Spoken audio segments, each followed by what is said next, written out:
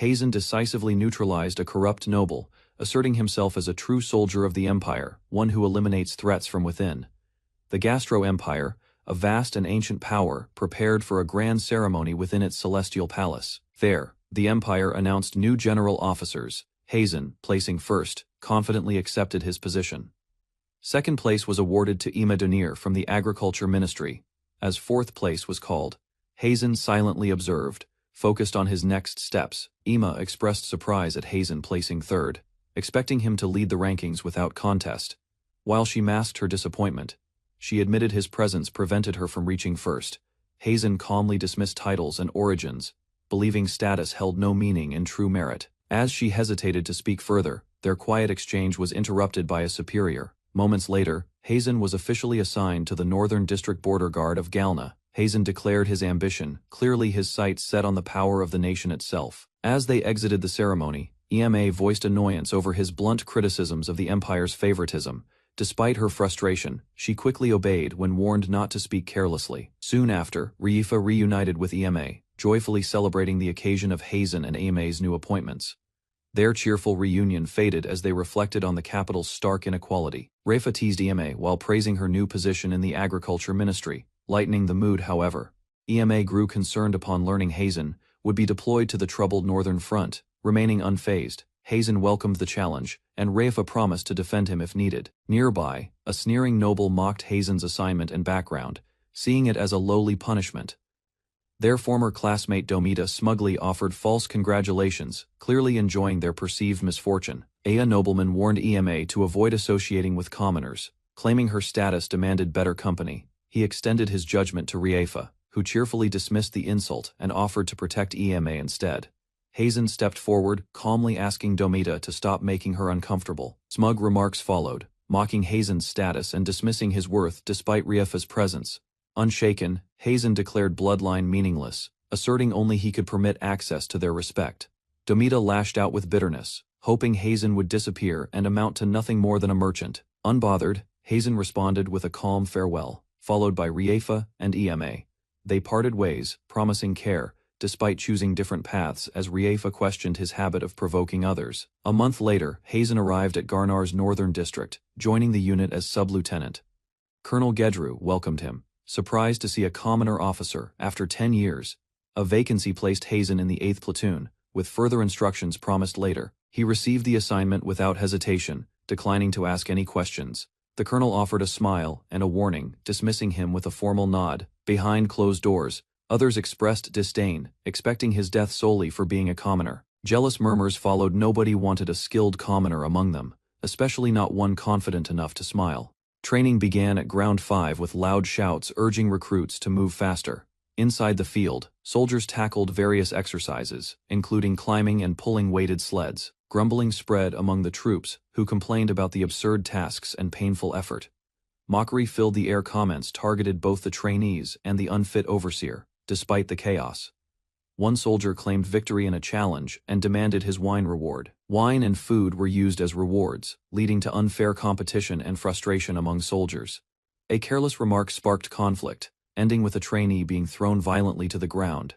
Hazen criticized the situation, pointing out the true reason behind the loss: poor leadership and excess weight. He formally introduced himself as the 8th platoon's new lieutenant, demanding accountability. The overseer, Sergeant Chomo, responded casually, focusing instead on Reifa's appearance. An inappropriate invitation was offered, implying there were better things than training. Mocking words followed, prompting Hazen to calmly instruct Reifa to intervene. Without hesitation, she struck down the offender with overwhelming force. Shocked onlookers learned of her Zexa origin, known for unmatched physical strength. Hazen laid down harsh rules: 30 laps or be buried alive. The troops quickly chose obedience. With a cold smile, Hazen questioned the soldier's act of feigning unconsciousness. A sudden blast of magic sent the man flying, shocking the bystanders and igniting panic. Refusing to tolerate excuses, Hazen mocked the bleeding soldier and dismissed his complaints. Frightened and humiliated, the man fled while others collapsed from exhaustion. Later, Hazen calmly addressed another recruit, offering brief but genuine concern. Hazen recognized potential in a soldier and quickly appointed him as the next instructor. He announced fair food rations for everyone, ending the previous system of biased rewards. Some recruits celebrated their progress, while others resented his success in silence. Later that day, Sergeant Dickett extended an eerie invitation to a welcome party. Suspicion lingered. Hazen sensed hostility behind the smiles, but chose to play along, feigning warmth. The soldiers insisted Hazen leave his staff behind for safety. One offered to escort him, leading the way with a suspicious grin. Inside the room, tensions flared as recruits bickered, hiding hostility behind casual banter. Hazen arrived to a forced welcome, invited to join their rough celebration. Despite reassurances, he eyed the food warily, suspecting poison in the hospitality. Hazen drank calmly, deducing that the first glass was safe while the second held poison. Feigning satisfaction, he praised the wine while his host revealed the trap too late. Without flinching, he proposed a fair toast, one shared equally by everyone. Unease spread quickly, exposing their fear as Hazen pressed them to drink. A smiling recruit reassured them, reminding them it was their own wine after all. The attempted poison plot unraveled under Hazen's calm analysis, exposing the group's clumsy intentions. Cornered and enraged, one soldier lunged with a broken bottle, shouting insults. Hazen countered instantly, unleashing Windcutter and disabling the attacker with precise magic. Witnesses froze in shock, some fearing the worst as the body hit the floor. Realization dawned he'd used magic without a staff, revealing power far beyond their expectations. Hazen remarked that revealing everything was unwise, subtly warning of unseen threats. The recruits hastily shifted blame to Sergeant Chomo, begging for mercy and claiming coercion. He pressed further, asking whether the wine was truly poisoned, reminding them that treason carried death. Smiling, he encouraged the terrified soldier to drink the same wine if it was safe. Paralyzed by fear, the recruit hesitated, realizing justice had arrived swift and merciless. Dark pressure filled the room as Hazen stood above the trembling soldiers, silent and menacing. Dickett attempted to flee in panic, but Hazen calmly blocked his escape. With one flick of his sash, he knocked both conspirators unconscious in seconds. He declared their actions treason, sparing Baz for merely being caught in the wrong moment. Before leaving, Hazen revealed the wine was harmless and ordered Baz to handle the aftermath. With a knowing smirk, Hazen reflected on the past, the word brats escaping his lips. Long ago, he was a legendary wizard, brought to ruin after centuries of power. A deep loss haunted him. Someone dear had vanished before he could save her. In desperation, he offered his soul and knowledge, defying fate itself. Reborn 3 years ago, he questioned whether his return made him divine or monstrous. Hazen stood beneath the moonlight, ready to dismantle a nation rotting with deep corruption. The platoon sprinted under pressure as Riefa chased them with strict commands. Hazen led without hesitation. A week passed. Hazen endured the brutal training, never missing a day, earning quiet respect from others. Summoned before a superior, Hazen faced surprise. The officer had not expected him to survive the assignment. Hazen calmly explained his consistent reports, highlighting his discipline and responsibility. The officer, now respectful, admitted the test had been harsh and offered an apology. During a briefing, Hazen confirmed he had eliminated Sergeant Chomo and others on his first day, reporting all details. Lieutenant Maspitza reacted in disbelief, unable to accept such losses so early in the assignment. Calmly, Hazen revealed records of multiple suspicious deaths among officers, pointing to long-standing internal rot. Rather than hesitate, he accused Maspitza of negligence, claiming preventable deaths were ignored. With a cold gaze, Hazen implied the lieutenant had allowed it to happen deliberately. While Hazen remained composed, Maspitza lashed out, accusing him of insubordination and demanding silence. Yet the threat of an external investigation visibly rattled the lieutenant, exposing his nervousness. The superior officer swiftly ended the discussion, brushing off the tension and urging clearer reports in the future. Seeing opportunity, Hazen boldly requested command of the vanguard platoon, eager to prove his worth. Permission was granted. Despite protest, Hazen was now tasked with defending the villages. With official approval secured, Hazen departed to defend the targeted villages from imminent danger. Upon arrival, he observed the Kuman tribe positioned on a ridge, still inactive but armed. Through careful surveillance, Hazen identified their leader, a man adorned with a large crown, likely a mage. He deduced the man was a noble by birth, judging from his apparent ability to wield magic. Planning swiftly, Hazen devised an ambush strategy to isolate the mage and disrupt the enemy formation. Hazen emerged from the forest, halting the Kuman gathering and declaring the land under imperial rule. The tribal leader revealed his weapon, an enchanted ice axe radiating potent magical energy. With a swift motion, he launched spinning blades of frost toward Hazen unshaken. Hazen countered with powerful bursts of wind magic, shifting the deadly trajectory. Grinning slightly, Hazen exposed the simplicity of the enemy's attack and seized control of the battle. Hazen closed in, dodging swiftly while sizing up his foe's wild, aggressive movements. The crude wand, however, held a gem of rare quality. Its brilliance matched those used only by majors. That revelation hinted at a deeper truth. The Kuman tribe might possess a hidden source of powerful gems. Gripped by determination, Hazen resolved to obtain it, no matter the cost. Unleashing shadow fangs, he launched a dark, precise strike that overwhelmed the tribal leader. The enemy leader's weapon shattered as he collapsed in defeat, his magic overwhelmed by Hazen's assault. Hazen calmly retrieved the fallen wand, only to spot the remaining Kuman warriors rallying nearby. Before they could strike, Imperial reinforcements arrived, forcing the tribe to retreat. Among the chaos, Hazen's ally fought fiercely, protecting their position with unwavering resolve. Observing the outcome, Hazen smirked, quietly acknowledging their hidden potential when truly challenged. Most of the Kuman warriors were captured, though a few managed to escape with injuries. Despite suggestions of execution, Hazen ordered respectful treatment of the prisoners, prioritizing stability over vengeance. As Hazen planned follow-up actions, he asked about translators, but communication still seemed difficult. Hidden nearby, a mysterious girl watched silently, unnoticed amid the chaos. Her presence hinted at more secrets to come, as Hazen's name echoed among the soldiers. The soldiers intercepted the girl, demanding to know her identity and whether she aided the Kuman tribe. As the commotion escalated, Hazen approached, curious about the cause of the noise. Noticing she didn't resemble a tribal member, he questioned her presence on the battlefield. Learning she understood the Kuman language, Hazen saw her value and chose to protect her. She introduced herself as Yan Lin. Hazen, recognizing the opportunity, welcomed her cautiously. Though his smile seemed suspicious, Hazen offered to escort Yan Lin to safety. On horseback, he questioned her fluency in the Kuman language and knowledge of their jewels. She revealed she traded with them peacefully, distributing profits and respecting their taboos, especially around children. Despite her small frame, Yan claimed to be 13, impressing Hazen with her maturity. Curious, he gently asked if she could use magic too. As Yan Lin's magic surged, Hazen was stunned by the overwhelming power she radiated. He recognized something familiar in her eyes, something tied to a buried memory. Hazen speculated that her vast magical energy might be limiting her physical growth. She denied any nobility, claiming to be a mere orphan with no knowledge of her heritage. Soon after, they arrived at Dynastard Village, which appeared untouched by conflict. As Hazen entered Dynastard Village, he noticed alarmed whispers about the captured Kuman tribesmen. Tension flared as villagers, haunted by loss, lashed out at the prisoners in rage. Hazen stepped forward, invoking military law to halt the mob and protect the captives. The villagers, unbound by military duty, defiantly rejected his authority. Remaining calm, Hazen reminded them of consequences, masking his intentions behind a measured smile. Whispers spread Hazen's terrifying magical potential could raise the village if provoked. Facing the crowd, Hazen clarified the army's role: protection was for those who upheld imperial law.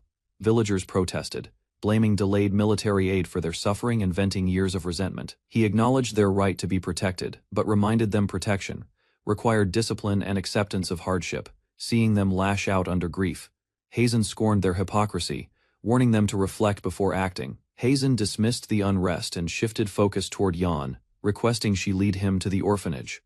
While others offered to handle things, Hazen insisted on speaking directly with the director.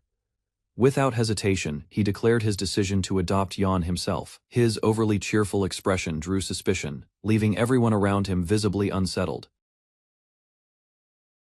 Hazen extended a gloved hand, offering a gold coin as advance payment. Director Norway stood protectively beside Yan, eyes closed in cautious thought as the offer settled in. The orphanage at Dynastard Village, worn and crumbling, faced harsh times. Monthly silver coin support was promised. Yan's contributions were recognized. She had even negotiated with the culturally distant Kuman tribe. With firm resolve, Yan demanded double the proposed pay. She questioned her worth and refused to be undervalued. Hazen accepted the terms, sealing the agreement with a simple word. Soon after, Yan sat behind him on horseback, carrying only a modest pouch as she left the orphanage. She explained that everything was shared at the orphanage, and Hazen remarked she'd now stay in his quarters. Shocked, Yan protested fiercely, unable to hide her discomfort at the sudden arrangement. Despite her outburst, Hazen dismissed her objections, declaring the matter settled and her feelings irrelevant. Hazen acknowledged Yan's ambition, noting that money was vital for influence in the empire. Considering their roles, he proposed adopting her as his sister. Yan cheerfully tried the title Big Brother. Her words triggered a memory of Hazen's own sister. He softened, assuring her it wasn't her fault. Shifting focus, Hazen instructed her to call him sister, revealing he'd be teaching her magic. He explained her slow growth stemmed from harboring an unusually high amount of magical energy. Uncontrolled magic could erupt violently, threatening not only the wielder but everyone nearby. Uncertain but willing, she admitted partial trust, while he asked for more. He saw potential in her insight and looked forward to shaping her abilities. As the village shrank into the distance, awe filled her. This journey was her first beyond its borders. A quiet comment struck her heart. She had underestimated her own worth during their earlier negotiation. She reacted in disbelief when he revealed how much she should have demanded for her value. Rather than aiming for extremes, he taught her to secure a fair majority through compromise. Warning followed crossing limits could justify punishment, even enslavement, under imperial law. Future plans involved her mediating with the Kuman tribe, requiring sharper negotiation instincts. Thou blunt, his smirk carried a hint of genuine belief in her untapped potential.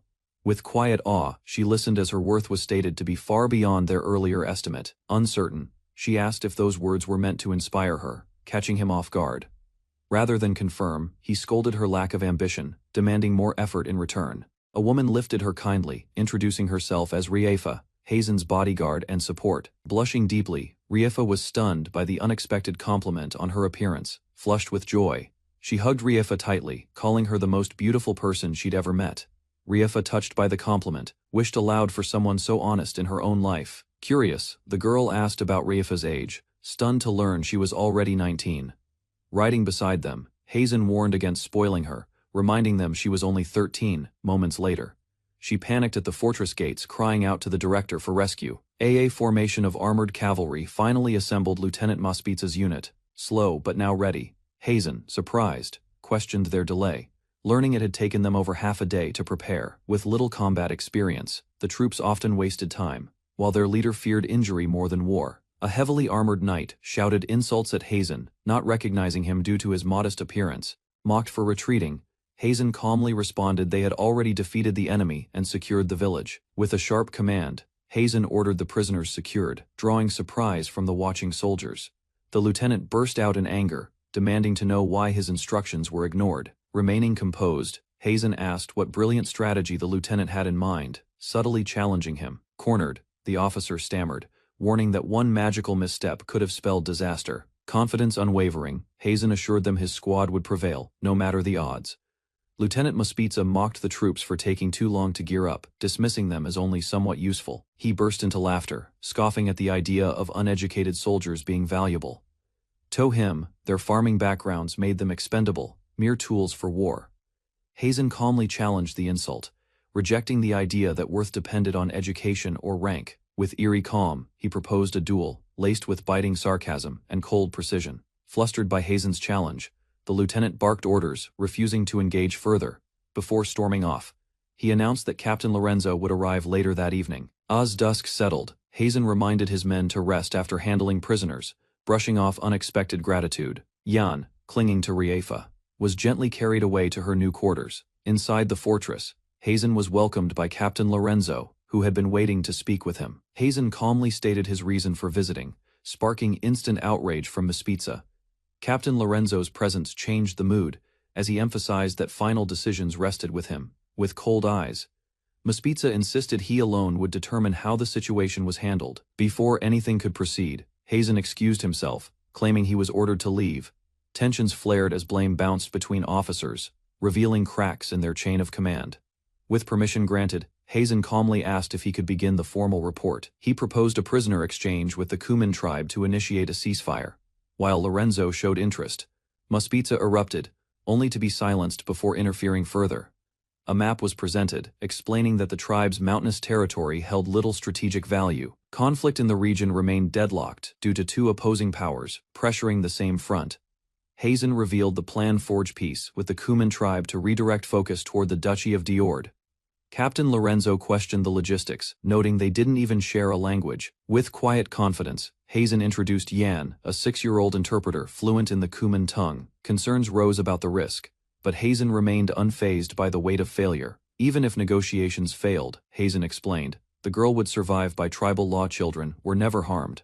Hazen clarified, he wasn't suicidal, he valued his life and only pretended recklessness to make an impression. Captain Lorenzo acknowledged the proposal and promised to bring it to the higher command. Despite resistance from others, Lorenzo assured it would be his responsibility alone. Silently, Hazen reflected on the lieutenant's incompetence and his own long-term ambitions. If peace with the Kuman tribe succeeded, Hazen stood to earn both prestige and special merit. The words "great special merit" left one officer stunned, his mind racing with ambition. Confirmation followed. If successful, Hazen would indeed receive the recognition. Mospiza protested instantly, insisting the merit should go to Captain Lorenzo instead. His rant grew louder, demanding the award go to someone of proper rank, not a junior officer. When asked directly, Mospiza shamelessly implied he deserved the reward for loyalty over actual achievement. Captain Lorenzo apologized for the earlier commotion, but Hazen dismissed it, focused on the mission's success. Seeing the opportunity, Hazen asked to have a personal discussion, which Lorenzo welcomed. He brought up the legendary strategist Jill Sasuzara, known for shaping the Empire's early days. The strategist once left behind a framework. Soldiers, he claimed, could be divided into 4 types. First were skilled warriors with strong will, ideal for leading on the front lines. Next soldier type included those lacking will or skill, used as disposable frontline fodder. Then came those who had will but lacked talent, often mistaken as deserving. For them, the strategist left a chilling directive: no redemption, no use. Kill them immediately, Hazen quoted, sending shock through the room with his cold delivery. With the report concluded, he bowed respectfully and exited, leaving Lorenzo in stunned silence. Hazen walked down the silent corridor, leaving behind an impression of cold, calculating authority. Holding up a fruit, Jan introduced basic words to the prisoners with a bright and focused expression. Irritated by Moko's light-hearted attitude, she demanded that he take her lessons more seriously. The captives teased her with playful remarks, but she remained firm and dismissive. Elsewhere, Hazen monitored her work quietly, noting her swift progress with approval. Beyond just language, Jan had already picked up on local customs and social behavior with surprising ease. Hazen quickly assessed the situation and determined the information gathered was enough to begin negotiations. While sipping tea, he calmly pointed out that someone else must be helping Jan with the Kuman language. Caught off guard, Jan tried to insist she had learned everything on her own. His explanation exposed the truth behind her speech patterns, leaving no room to argue. Eventually, she admitted a merchant had helped her, though Hazen assured her no punishment would follow. A merchant stood before Hazen, stating clearly that he only came to discuss business. Despite his casual tone, he admitted to being nervous when summoned, surprised to find such a young officer. Hazen confronted him directly, asking how he knew the Kuman language and taught it to Jan. The man dodged the question, dismissing Jan's words as childish exaggeration. In response, Hazen offered a written guarantee of immunity, ensuring honest cooperation without consequence. Hazen made it clear that the truth would be judged by him, not the speaker. Reluctantly, the merchant agreed to talk in exchange for the promised protection. He revealed that he had once dated a woman from the Kuman tribe and picked up the language during that time. Later, he chose Jan from an orphanage and taught her about the tribe's culture and crafts. Unmoved, Hazen pressed further, demanding to know the man's real motive behind all his actions. With a ceasefire near, the merchant expressed interest in launching trade with the Kuman tribe as soon as peace was secured. Though skeptical, Hazen explained that capturing a Kuman sorcerer provided a rare chance for negotiations. The merchant questioned the plan, wary of military control over post-war trade. He denied any intent to smuggle, insisting fair profit was his only goal. However, Hazen added a condition: Jan would decide the price, and he would hold first trade rights. The merchant cheerfully embraced Hazen, praising him, and accepting the trade proposal without hesitation. Jan immediately objected, declaring that Hazen was far from being a good man. Reflecting on his past, the merchant shared how a Kuman woman who taught him was executed for helping an imperial soldier. Though he had kept trading, regret lingered over the harsh consequences she faced. Hazen responded coldly, admitting his actions were solely driven by personal goals, nothing more. 3 days later, talks of peace began as the group approached the Kuman territory. One tribe member stated that any treaty would ultimately depend on their leader's decision. The escorting warriors remained cautious, watching closely as the visitors ascended the trail. Upon arrival, Hazen and his group were immediately surrounded by armed guards, though not surprised. As they entered the village, tension filled the air, yet Hazen understood their wary stares. Hazen introduced himself to the Kuman people, noting their willingness to guide them suggested an openness to negotiation. He expressed gratitude as they entered the ceremonial hall to meet the tribe's leader. Regal figure of Blue Queen Beisia greeted them, impressed by their language skills and knowledge of her culture. However, her tone shifted as she questioned whether they truly expected to leave alive. He remained composed, while the queen coolly offered execution options with a smile. Sensing danger, Yan instinctively began looking for a way to escape the tense chamber. As a spear was suddenly aimed at her, Hazen stepped in to protect her, drawing immediate attention. He criticized the guard's action, but the queen dismissed his concern as weakness. While Hazen acknowledged her view, he made it clear the Empire would use any means to conquer. To shift the conversation, he revealed his analysis of a captured Kuman mage's staff, silencing the queen. Hazen revealed that the Kuman territory held natural deposits of magical gems, still hidden from the Empire. Queen Beisia questioned his secrecy, warning such knowledge could ignite wars between nations.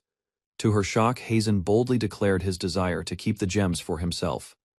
As tensions peaked, he offered a wand and asked to be judged only after examining it. Though cautious, Beisia inspected the wand, sensing its high quality but unsure of its true significance. Queen Beisia questioned how a soldier like Hazen could craft wands, despite the Empire's exclusive control. He confessed he stole the technique and trained secretly, constrained by cost and regulations. Outlining his plan, Hazen explained the tribe desired magic wands, while he sought magical gems in return. Beisia realized he couldn't openly sell to the Empire without consequences. A mutual exchange was proposed: wands for gems, away from imperial oversight. Queen Beisia questioned Hazen's loyalty, wondering if his plan betrayed his country. With a calm smile, Hazen admitted he served only his own ambitions, not the Empire's intrigued. Beisia acknowledged him as a man unlike most Imperials. She conceded his reasoning, admitting the tribe could no longer survive without adapting to the growing threats.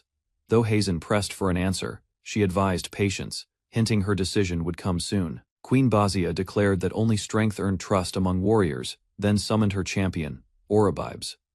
She revealed he was the tribe's second strongest and ordered him to face Hazen in a test of worth. The duel was announced, and the crowd erupted in support, confident in Oribib's past victories. With an icy dragon summoned, Oribibes warned Hazen of its fierce power.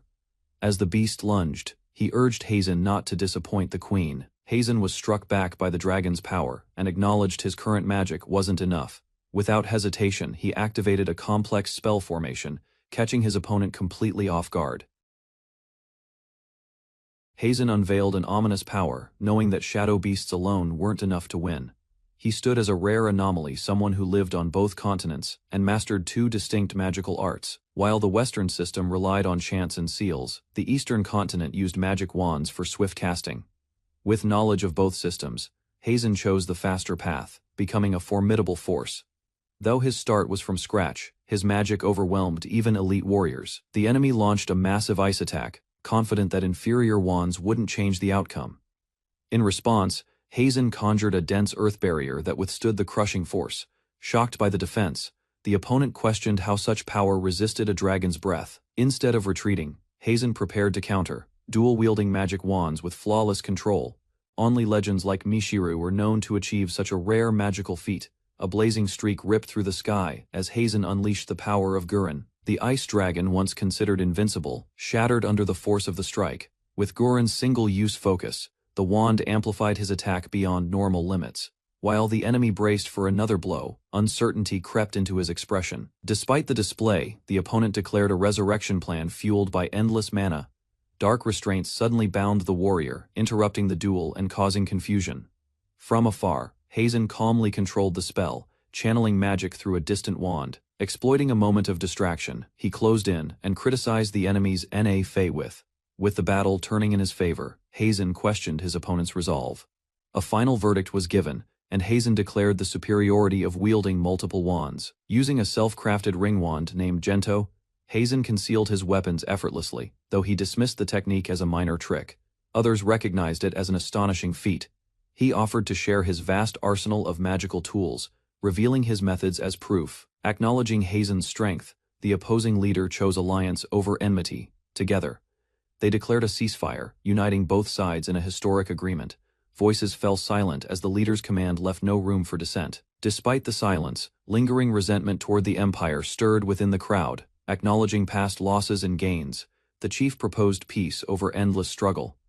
A glass was offered in celebration, Yet hesitation arose over dulled clarity. Before protest could grow, a companion eagerly volunteered to handle the drinking. Accusations flew as the child stirred chaos at the celebration, doing more harm than help. Laughter echoed when her antics sparked questions about her parentage and purpose. Plans for her future were laid out. She'd serve as a trade mediator to learn diplomacy. Doubt surfaced over her age and size, yet her presence alone impressed the clan leader. Misleading fear and youthful appearance concealed a capable 13-year-old with sharp wit. Joy filled the air as mutual respect sealed the bond with shared words and smiles. Two mugs collided in a celebratory toast, marking a new beginning. While laughter echoed, hearty meals and endless mugs of ale brought energy to the feast. Festivities carried into the night, with song, dance, and the glow of peace across the mountains. By morning, news of the ceasefire stunned the empire. The mission was a success. Tao finalized the peace. Queen Basia would soon arrive, despite skepticism about forged reports. Attempts to shift blame and control the narrative were quickly challenged by prior orders. Delusions of recognition swelled as the officer dreamed of accolades for others' work. Frustration mounted. Not only had he obstructed progress, now he sought credit. Feigning modesty, he shamelessly suggested his unit deserved honor, despite their misconduct. Fault for the platoon's behavior was turned back on its supposed supervisor with sharp logic. Attempts to deflect blame while demanding rewards were swiftly dismantled. Faced with reason, the officer scrambled to justify his position with flimsy excuses. Words lost strength as truth cut through efforts from others had been non-existent. With authority, disciplinary action was declared, leaving no room for further deceit. An enraged outburst was met with nothing but a fluttering insect. One swift gesture from Hazen sent the officer sprawling to the floor. Advancing calmly, he dismissed the chaos as pest control, a necessary purge for the Empire's future. Feigning composure, the officer scrambled to reassert control, but permission was already granted to leave. Orders from the captain backed Hazen's authority, silencing further protest with cold finality. Demanding clarity, the superior insisted on hearing the report before it was delivered. Unamused, Hazen confirmed he would follow the captain's exact orders if reluctantly. Outrage flared when phrasing didn't match expectations, even though the intent remained intact. Unwilling to compromise, the officer forced a rehearsal, determined to script the moment. Interruptions struck just as tempers peaked, halting the farce before it spiraled further. Captain Lorenzo arrived unexpectedly, clearly fed up with the noise. Shock rippled through the room as he exposed the manipulative scheme laid bare. He'd been present since the start, silently listening out of respect for the chain of command. Rage turned toward Hazen, the scapegoat for the unraveling mess. Calm and calculated, Hazen admitted he orchestrated it, though the outcome exceeded his expectations. A decision was declared: the disgraced officer would face demotion, and Hazen's rise would be formalized. With an eerie smile, Hazen assured them he'd eliminate every parasite threatening the Empire's integrity. Panic took over as the condemned man begged desperately, knowing what that meant. Though the promotion was unofficial, Lorenzo granted Hazen full authority, if only temporarily. As a final gesture, the ex-lieutenant was reassigned under Hazen. Hazen pointed out the ex-lieutenant's abusive behavior, volunteering to keep him in line within his own unit. With a chilling smile, he promised not revenge, but a complete dismantling of the man's corrupted spirit. Reduced to a trembling wreck, the former officer realized his fate was now sealed by fear and guilt. Recognition came swiftly. Hazen's promotion to first lieutenant was confirmed after just a month. Uninterested in titles, Hazen pressed forward, eyes fixed on the next mission already unfolding. Curious, Lorenzo asked what Hazen meant by the next step. Returning quietly, Hazen was greeted by familiar voices waiting inside the room. Comfort filled the space, where warm smiles and a sleeping companion reminded him of peace. After a long journey, rest was well earned, especially for someone so small and tired. But the calm wouldn't last. The next mission loomed: a war against the Duchy of Diordo. A high-ranking officer announces the start of war against the Duchy of Diordo. As tension settles in, one of the women voices concern over the sudden conflict, while a girl named Yan is gently awakened. Yan receives a sealed letter with instructions to deliver it to Queen Basia. Later, Yan reports on a successful trade involving Magatama, noting that more precious jewels are expected soon. The officer commends the clever tactic of hiding jewels inside Magatama. Yan hesitantly brings up the war she overheard, her expression filled with concern as unease settles in. One of the women clarifies that the idea was merely a suggestion. The strategist points to the map, emphasizing the urgency of striking before the ceasefire becomes public knowledge. He argues that the enemy faces the same difficulties, and an early move remains viable. A senior officer acknowledges his skill, but but reminds him of a dangerous figure defending the enemy fortress. General Gazar, a formidable warrior wielding lightning magic, is introduced as a major threat stationed at the duchy's fortress. The officer acknowledges the rarity of lightning mages and notes the notoriety of other powerful figures like Marquis Mishiru. They are expected to gain reinforcements from Mishiru within months. Seeing resistance, the strategist withdraws, recognizing further persuasion would be futile for now. Still, he believes that striking with even a small unit is exactly why action must be taken. The officer reflects on the surprising shift in the decade-long stalemate, recognizing the impact their efforts have made. A sly grin crosses his face as he contemplates the outcome, questioning whether to release someone as expected. Training begins at the 8th ground, though the recruits appear far from ready for real battle.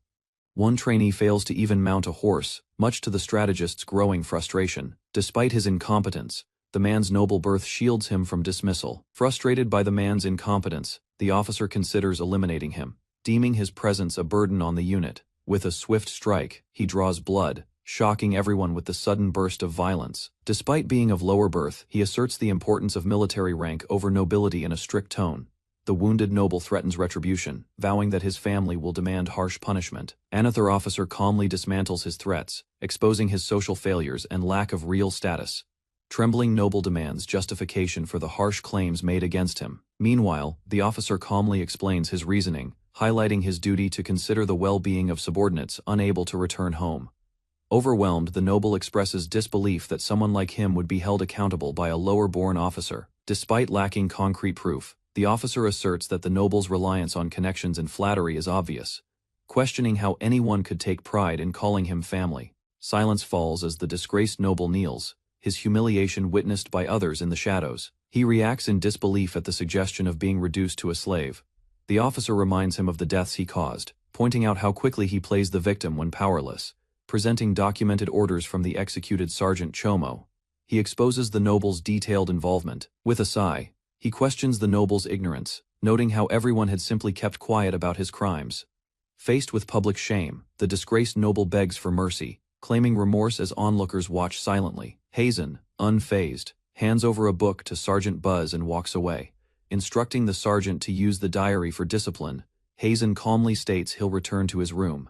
Hazen adds that if the man nears death, he should be brought back for healing repeatedly, if needed. Meanwhile, others worry about Hazen's state of mind, sensing that things may spiral beyond control. Hazen insists he has worries like anyone, surprising the two girls with his rare expression of emotion. From the window, they observe the training grounds while pondering the practical uses of a magically bound slave. Rifa reflects on how her path was also shaped by others, drawing parallels to current events with quiet resignation. Despite her past, Rifa remains kind-hearted, showing a gentleness rare in their harsh environment. She desperately needs someone who truly understands her. Jan silently interprets Riefa's expression, while Hazen reflects on being someone like her. Riefa protests being called a rookie, asserting that they're from the same generation. Hazen admits he often forgets to exclude the age he carries from a previous life. Recognizing the vast skill gap, he jokes about having experience akin to a century-old veteran, amused by the thought. The group breaks into laughter and chatter, while Hazen teases them about working for another 2,000 years. Argid Fortress of the Duchy of Diordo stands guarded by elite armored soldiers and a magic barrier, rendering it nearly impenetrable. Gazar's demotion is hinted at, tied to an impulsive strike against a government minister. Seated in contemplation, General Gazar reflects on his fall from grace. He justifies his outburst, blaming the minister's greed and incompetence for provoking him. Bored by peace, Gazar wishes for an imperial attack to relieve the monotony. An attendant rushes in, causing a stir. Gazar assumes it might be news of battle, but it's something else. He's informed that someone wishes to speak with him privately, which immediately grabs his attention. A wicked grin forms as Gazar senses potential entertainment in the encounter. Eager for a distraction, he leaps at the chance, curious whether it's a betrayal or a trap. The mysterious visitor reveals himself as an officer from the Empire. A shadowy figure demands the assassination of both Captain Lorenzo and Hazenheim without hesitation. News arrives at the Argid Fortress Mishiru of the Four Counts is approaching. General Gazar gathers the commanders, citing proof of a ceasefire and imperial caravans moving through tribal lands. Ignoring diplomacy, Gazar declares war. Commander Nidal responds with excitement, eager to fight. Calm voices intervene. Commander Noyudata urges a full explanation, and Lanbru begins reporting earlier movements. Privately, Gazar learns Maisharu's army will strike in a month to capture Argid Fortress. Gazar carefully inspects a document presented as evidence of treachery. Lanbru, receiving the paper, agrees to forward it to the intelligence department for verification. Confronting a captured traitor, Gazar demands to know why an imperial officer would betray the empire. In a burst of emotion, the prisoner rants about Hazenheim, a newly appointed second lieutenant. The man claims Hazen initiated a ceasefire and sparked the campaign against Argid Fortress. Lanbru is stunned that a low-ranking officer could achieve so much. While Gazar considers the implications of the document, another voice questions the traitor's motives. Motivated by revenge, the man demands the deaths of Hazen and Captain Lorenzo, revealing deeper plans. With confidence, Gazar agrees to the deal, promising to handle the assassination himself. His ally erupts with laughter, convinced Hazenheim's downfall is now certain. A relaxed posture and confident tone set the tone as the situation is explained to those assembled. Requesting 50,000 reinforcements from Ganadoraru is proposed without hesitation, despite the heavy implications. Excitement builds as a bold plan emerges: capture the fortress within 10 days. Concerns over the Kuman tribe surface, but a minimal force is deemed sufficient to hold them off. Battle spirit surges, armor clanks as fists tighten with determination. Cheers erupt as relief spreads. Hazen's plan has backfired, thanks to a timely whistleblower. Mocking laughter follows as promises made to traitors are dismissed without hesitation. Alarms rise at northern Garna Fortress. Enemy forces have already approached nearby villages. Hopes fade fast as internal command fractures and Borosog's unit retreats. With limited troops remaining, all eyes turn toward one final plan for survival. Two officers arrive urgently, announcing their presence without delay. In a dim council chamber, high-ranking officials sit in judgment, waiting for an explanation. Suspicion rises as questions target the timing and reasoning behind their appearance. News of Borosog's retreat shifts the mood, offering a political opportunity for accusation. Confident and sharp, Hazen declares his intent to bring down General Gazar and shatter enemy forces. Dismissal comes swiftly as the colonel mocks the bold proposal and questions the reason for their presence. Doubt clashes with confident strength, not words, earned the Kuman tribe's respect and peace. A stalled command at the front lines leaves critical decisions in limbo. Definitions differ where some see a mage as a tool, others see one who makes the impossible real. Only two paths remain: trust and fight, or flee and be remembered as a coward. Victory is the only currency that defines a soldier's worth in battle. A gloved hand reaches forward, offering a quiet but firm promise. With unwavering eyes, Hazen leans in, vowing to fulfill what others cannot. Mockery from senior officers erupts, dismissing bold strategy as naïve ambition. Despite criticism, Hazen assures them if given command, he will deliver an unimaginable victory. With conviction, Lorenzo steps forward, offering his authority to Hazen without hesitation. No longer held back, Hazen's presence is likened to a storm crashing into the heart of the fortress. Within days, his actions reveal cracks in leadership, exposing failures old and new. Disgrace after disgrace has left morale fractured and dignity eroded. Even surrendering a command seat feels small compared to becoming what they've all come to despise. No tolerance remains. Failure means death, declared without hesitation. In contrast, success earns exile, a quiet reward cloaked in forced departure. A formal order is given: transfer full authority to Hazen for the coming battle. With a steady tone, Lorenzo affirms the decision and passes on his rank. No pride remains, only a deep bow and a single plea to protect the fortress. With full authority granted, Hazen accepts the burden. Lorenzo bows, entrusting him with the fortress's fate. Assigned under Hazen's command, the young officer asked what duties awaited him. Rather than strict orders, Hazen appointed Captain Lorenzo to maintain contact with higher command. Surprised, the officer expected a lesson in etiquette, not such informal treatment. While formality was required in public, Hazen expressed a preference for their usual casual exchange in private. Baffled, the officer found it hard to believe Hazen had spoken of respect so sincerely. Facing a massive disadvantage, the officers discussed strategy as 15,000 men prepared to resist an army over 3 times their size. With their enemy led by the fearsome General Gazar, Hazen boldly declared his intent to strike first. Knowing his proposal would pass, he instructed Lorenzo to lead in his absence. Using his magical skill, Hazen planned to distract the enemy away from the fortress. Despite lingering distrust, Hazen acknowledged Lorenzo's strength lay in his critical thinking. Troop movements were uncertain, and Hazen requested Lorenzo's flexibility in reinforcing any direction under attack. Despite the clear strategy, Lorenzo voiced doubts, worried about facing the powerful cavalry of Diordo. In response, Hazen advised deploying Resefa, hinting at her unique effectiveness in battle. Acknowledging the advice, Lorenzo accepted the plan with quiet determination. Later, Hazen challenged Lorenzo's assumptions, pressing him to reflect on what defines a true superior. Lorenzo struggled to identify the trait Hazen valued most in a leader, listing judgment, forgiveness, and evaluation. Hazen revealed it was the ability to listen to subordinates and recognize true talent even if unpopular.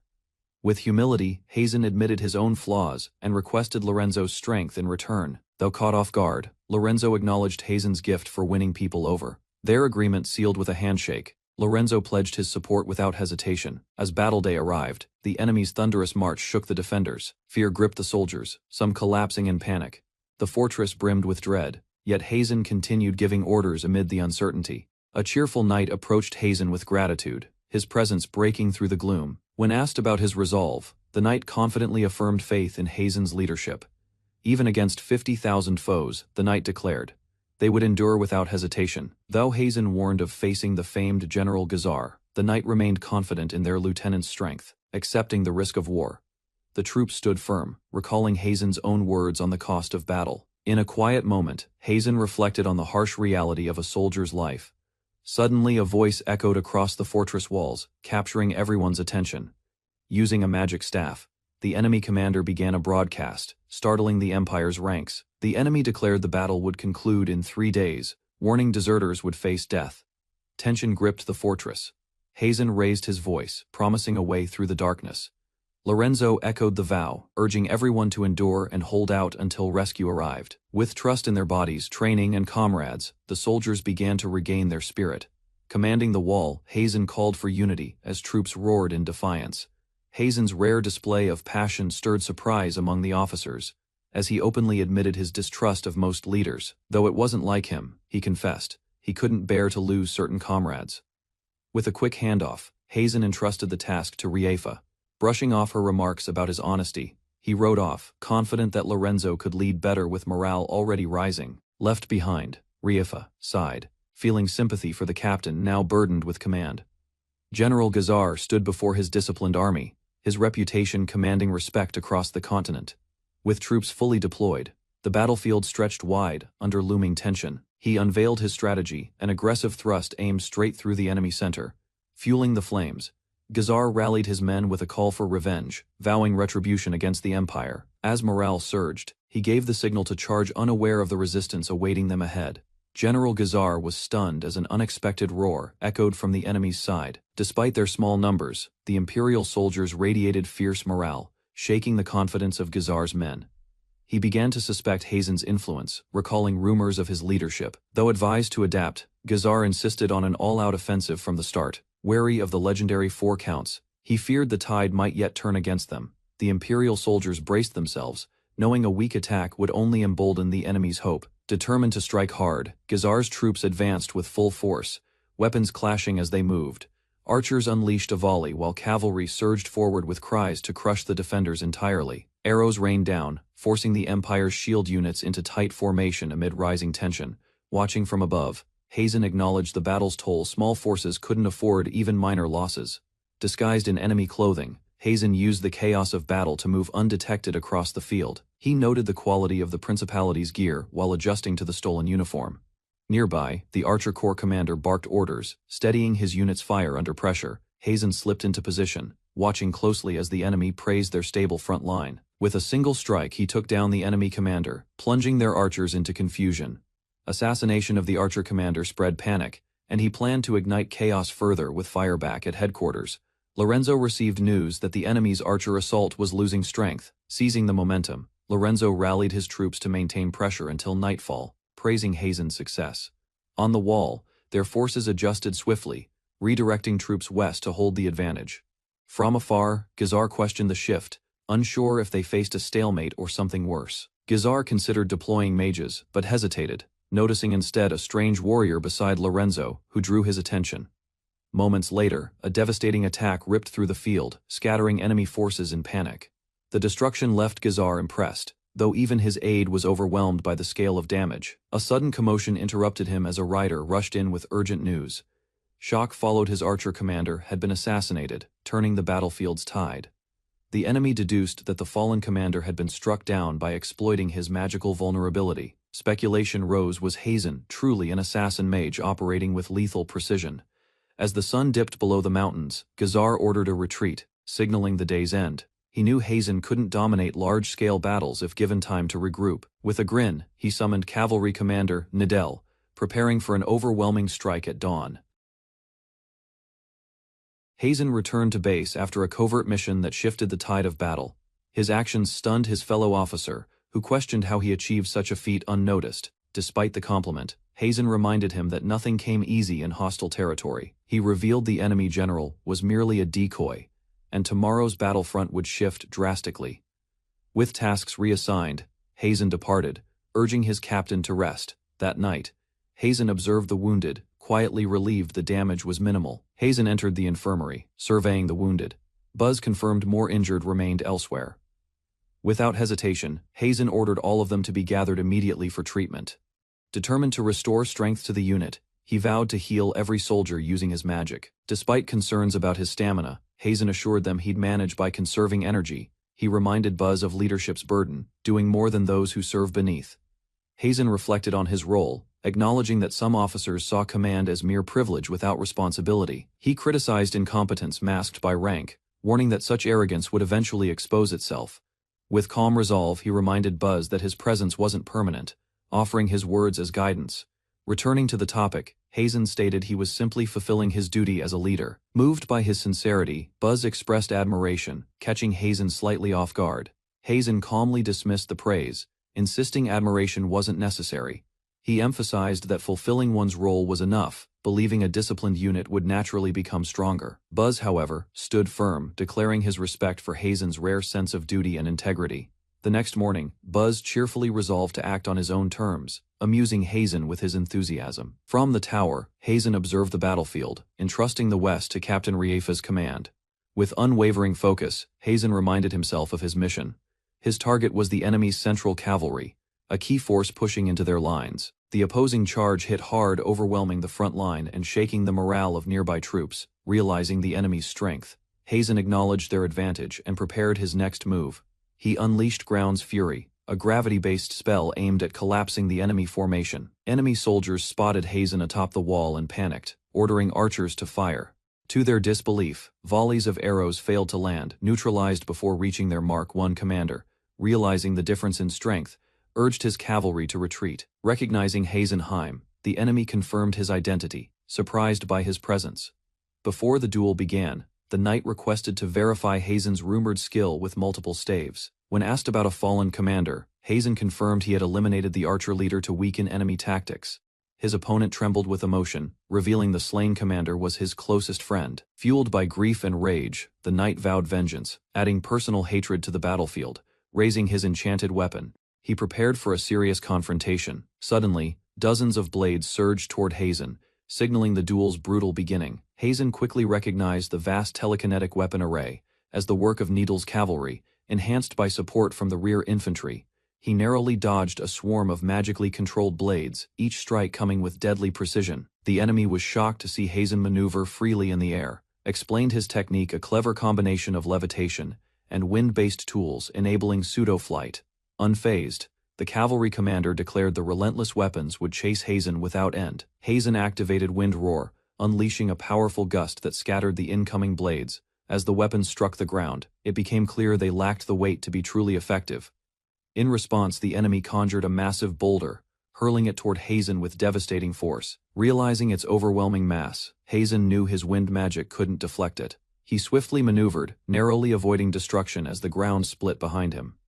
Hazen revealed his next weapon, Steel Slash, a wand designed to cut through solid matter with ease. Confident and composed, he challenged his opponent to surrender if no further moves remained. Summoning chilling power, he invoked Permafrost Horizon, freezing the battlefield around him. The enemy began to tremble, confused by the unnatural cold spreading through the air. With a final strike, Hazen shattered the frozen zone, ending the confrontation decisively. A powerful wand, once used by a warrior of the Kuman tribe, was brought into play, boasting unmatched magical output. Responding swiftly, the infantry unleashed full strength, summoning a massive burst of magical energy that shook the battlefield. Clashing head-on, Both sides engaged at close range with force and fury. Amid the chaos, Noyuta fell, his body left motionless on the ground. Laughter masked the grief, but the commander's legs finally gave out beneath him. Despite the overwhelming power on display, Hazen showed little concern when warned about General Gazar's might. With cold finality, he declared his parting words, leaving a defeated opponent, kneeling among fallen blades. A weary breath escaped as the long battle took its toll. Buzz rushed in, offering support, while the army surged forward, spurred by victory. Relief was short-lived. Success hinged now on the situation at the West Gate. Commanders at the West Gate dismissed the enemy's advance, believing their forces held the upper hand. Major Zyment echoed the overconfidence, laughing alongside the others. Lorenzo arrived unexpectedly, only to be met with hostility and scorn, despite his official assignment. At the West Gate, Lorenzo weighed his orders, uncertain how to proceed despite Hazen's confidence in him. Arrogant officers nearby dismissed the situation, joking about easy victories and promotions. Suddenly, distant rumbling caught Lorenzo's attention. Dust clouds signaled incoming movement across the plain. An enemy rider appeared alone, boldly approaching the fortress and hurling a public challenge. With a fierce grin, the warrior mocked the Imperial forces, demanding a battle worth his time. The enemy's insult stirred outrage among the officers, but Lorenzo reminded them of the strict order to avoid single combat. Despite the warning, others questioned his loyalty and mocked the idea of failure, dismissing his caution entirely. Without waiting for consensus, Makazalu rallied the troops, eager to secure glory through brute strength. He marched out to confront the challenger, ignoring all concerns and protocol. Standing firm, Makazalu introduced himself and challenged General Gazar to a one-on-one duel. General Gazar revealed his weapon, the Thundercutter Peacock, displaying it with calm confidence. Lorenzo recognized the weapon's name, knowing it was a powerful artifact crafted by elite artisans. Makazalu launched his attack with a roar, unleashing a massive blow using his own named weapon. Without hesitation, Gazar grabbed him mid-charge, unimpressed, and declared the end before the fight had truly begun. In a single overwhelming motion, Gazar crushed his opponent and dropped him lifeless before the stunned Imperial soldiers. Lightning flashed as Gazar stood surrounded by crackling energy, his enemies stunned by the speed of his strike. Fear took hold. Some officers collapsed in panic, their confidence shattered by the overwhelming display. Desperation set in as a commander ordered the full army to charge. Captain Buys, realizing the danger too late, panicked and tried to flee the battlefield. Chaos followed as he shoved past his own troops, ignoring discipline in a frantic scramble for safety. As the front line charged, several soldiers froze in fear, trembling under Gazar's quiet gaze. From a distance, Lorenzo watched in confusion as the troops hesitated mid-advance, forming disorganized clusters. Appearing suddenly behind Buys, Gazar's chilling presence erased any hope of escape. In a single strike, he crippled the fleeing officer, criticizing his cowardice and hypocrisy without raising his voice. Begging for mercy, Buys dragged himself backward. But the outcome had already been decided. Buys, desperate to survive, offered to open the West Gate in exchange for his life. But Gazar struck him down without hesitation. Nearby officers recoiled in fear, unable to act as the situation collapsed further. Panic surged as Major Simon screamed for a full retreat, abandoning all formality. He dashed toward the gate, demanding it be opened to secure an escape route. Despite his frantic orders, soldiers hesitated, torn between following commands or preserving the fortress. Lorenzo held back Major Simon, warning him that opening the gate would doom them all. Outside the fortress, Gazar signaled his forces. With grim smiles, the enemy army surged forward. As panic spread, Lorenzo realized the troops were frozen with fear and leadership had crumbled. Just then, Riefa stepped in confidently, assuring Lorenzo to leave the situation to her, with determination. She activated her powerful armor technique, unleashing a wave of mechanical energy forward. Encased in full armor, Riefa stood transformed, her body radiating with raw, defensive power. The enemy charge faltered as Gazar sensed the threat and questioned the source of her magic. One soldier rushed ahead confidently, unaware of the danger that lay before him. In an instant, Riefa struck him down, her armor's strength overwhelming his speed and sword. Rattled by the blow, Gazar ordered his elite armored troops to step in and regroup. Lorenzo watched in disbelief as heavily armored enemy units marched forward, clad in rare Madoma steel. Without delay, Riefa countered with crushing force, breaking through their ranks with relentless strikes. Gazar's expression hardened, unsettled by the strength of her weapon and the source of her power. She lifted her massive blade with ease, ready to challenge the entire front. Onlookers stood speechless as her wild, unorthodox combat overwhelmed soldiers on all sides. Excited by Reifa's strength, the officers celebrated Hazen's hidden trump card. Unaware of deeper risks, Lorenzo voiced caution, but Simon dismissed him, obsessed with claiming the credit for victory.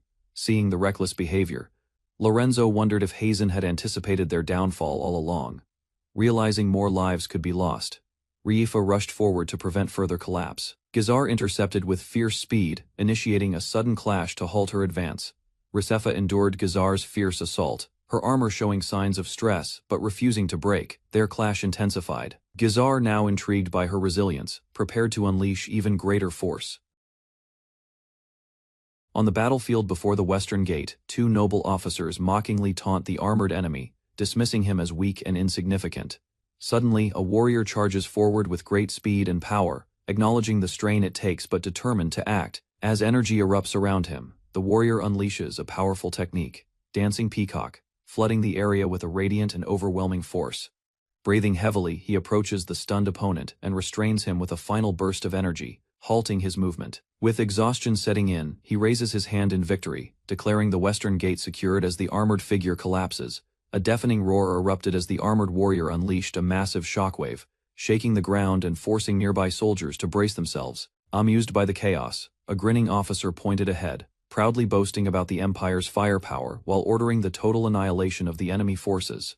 Without protest, the warrior commander signaled retreat, his troops quietly falling back in the face of overwhelming odds. Under a silent sky, the remaining enemy confirmed the withdrawal, offering reassurance to an ally who stood motionless after the clash.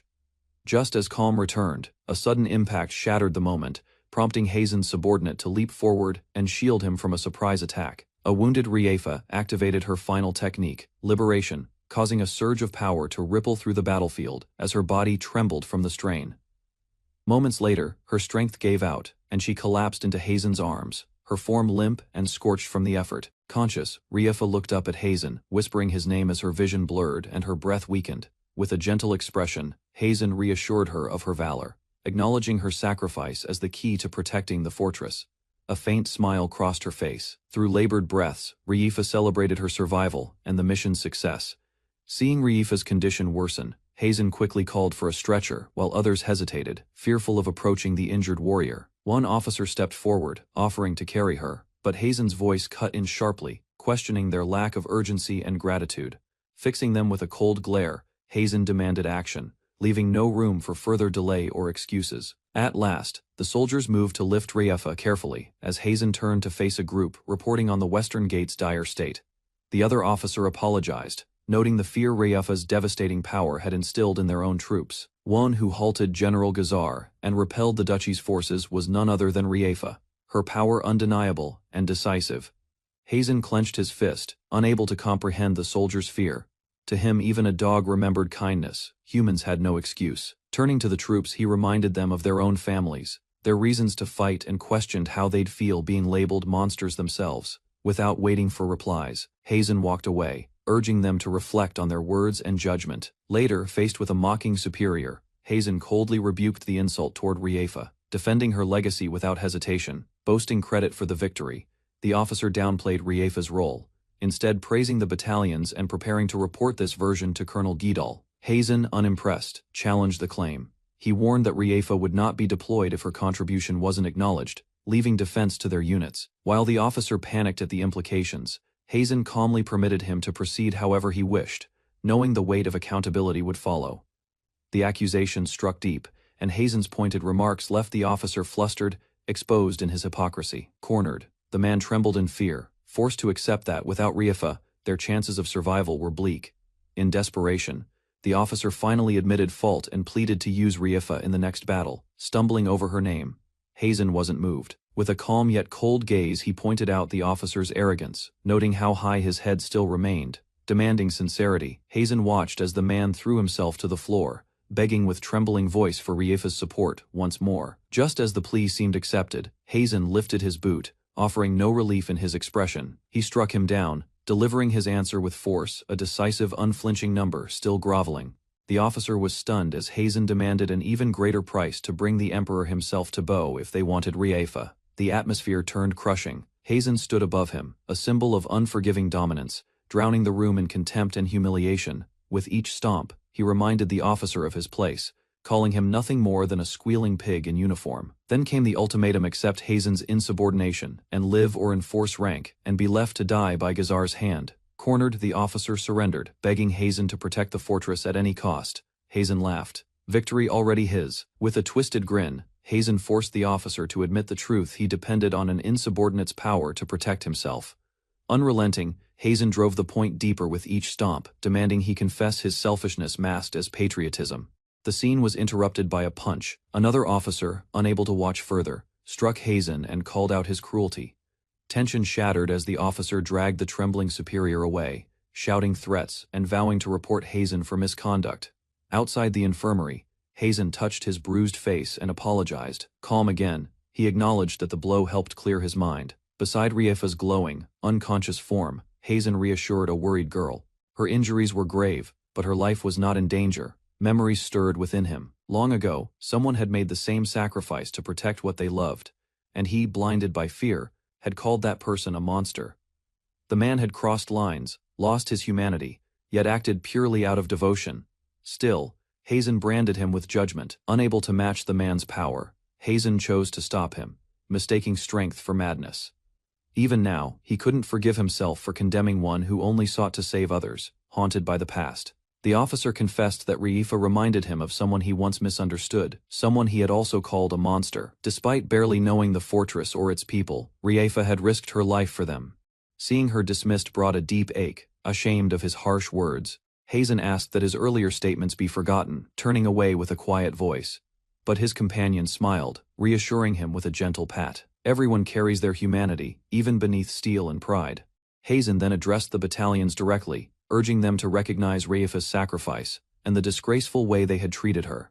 Stood firm, ordering the soldiers to return, rest, and prepare. As their captain, it was both command and care. Though hesitant, the soldiers recognized the truth. Their presence changed nothing here. Riefa's battle was over. For now, Hazen reminded them with quiet gravity, Riefa, their strongest shield, was down. No one else could take their place on the front lines. Understanding dawned. To honor her sacrifice, they chose to fight not out of duty but gratitude. With a faint smile, Hazen acknowledged them. He expected only one thing: that they fight with unwavering resolve. Before departing, the soldiers were reminded that forgiveness had not been granted, but gratitude could still be earned. Their response was sincere, encouraged by the captain's words. Morale remained intact. Even the gruff soldier beside him admitted, being a soldier wasn't so bad after all. Eyes fixed ahead, determination burned quietly. Tomorrow they would bring General Gazar down without hesitation. At sunrise, Galna Fortress's central gate stood silent, calm before the storm. Two warriors met face to face. Gazar issued the challenge. Hazen accepted without a word. Before the duel began, Hazen calmly accepted the proposed wager, raising a finger to add one condition of his own. He declared that if victorious, Gazar would serve under him. The bold demand left the enemy visibly shaken. Hazen proposed a wager: victory would decide who serves whom. With a confident grin, the noble accepted, believing Hazen's challenge to be arrogant posturing. In response, Hazen flicked a coin into the air, calm and deliberate. His actions carried no trace of doubt. The spinning coin reflected their resolve to Hazen. This wasn't about pride, it was a foregone conclusion. Steel rang out as they charged. Hazen's precise movements overwhelmed his opponent in an instant. Noble was thrown back, shaken. Rumors of Hazen's skill had circulated before, but now, they were proven undeniably real. Hazen praised the noble's weapon, but remained unfazed. His strength lay in adapting mid-battle, wielding multiple magic staves with ease. The noble, impressed by Hazen's feats, acknowledged his power. Hazen's reputation had already spread. His staff, once shattered enchanted armor, feared across the realm. With a calm expression, Hazen made his stance clear. He vowed to surpass his opponent using only a single staff. His rival accepted the challenge. A fair fight would settle the question of superiority. Drawing his blade, the noble readied himself. Hazen introduced his staff, magnetic flash marking the true start of their duel. Hazen revealed his trump card, a magic staff forged to surpass the Thundercutter Peacock. Determination lit his eyes as his weapon began to glow. With a surge of lightning, his opponent lunged forward, confident in his overwhelming speed and power. Mid-charge, confusion struck. Hazen vanished in an instant, leaving only trailing echoes and a clean slash in his wake. The noble realized too late Hazen had predicted the trajectory. Swift Thunder's secret was exposed and rendered ineffective. Baffled, the noble looked on as Hazen dodged again.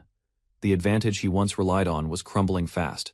With a light tap, Hazen appeared behind his stunned opponent, calmly pointing out the difference in speed. Realization hit the noble, couldn't even track Hazen's movements.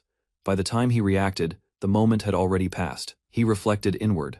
The issue wasn't his body's speed, it was his mind's ability to keep up with the fight, unwavering, questioned if the noble would finally surrender. His tone remained composed, not mocking, refusing to yield. The noble adjusted his strategy. Channeling all enhancements to his sight, he vowed to push on, even if outclassed. Hazen praised his opponent's strategy, then prepared to unleash the full potential of magnetic flash, with a confident smile. The battlefield lit up. Hazen had marked it the night before, enabling high-speed movement between yin and yang points he had placed throughout the terrain. Panic crept in as the noble realized Hazen's setup wasn't limited to the ground. Vertical space was part of the trap. Caught off guard, the noble discovered a mark behind him. A crushing strike followed before he could react. His weapon dropped as his body hit the ground. Hazen stood calmly, victorious once again, defeated and breathless. The noble admitted his loss. Hazen lowered his weapon, the battle now over. A faint smile formed as Hazen declared victory. From now on, General Gazar belonged to him. Gazar accepted the outcome without bitterness. It was a clean, undeniable defeat, one he could respect. Lying on his back, he looked to the sky. The fight may have ended in loss, but it was fought with honor. Despite his absence from the front, Gazar knew the Principality's forces would not falter.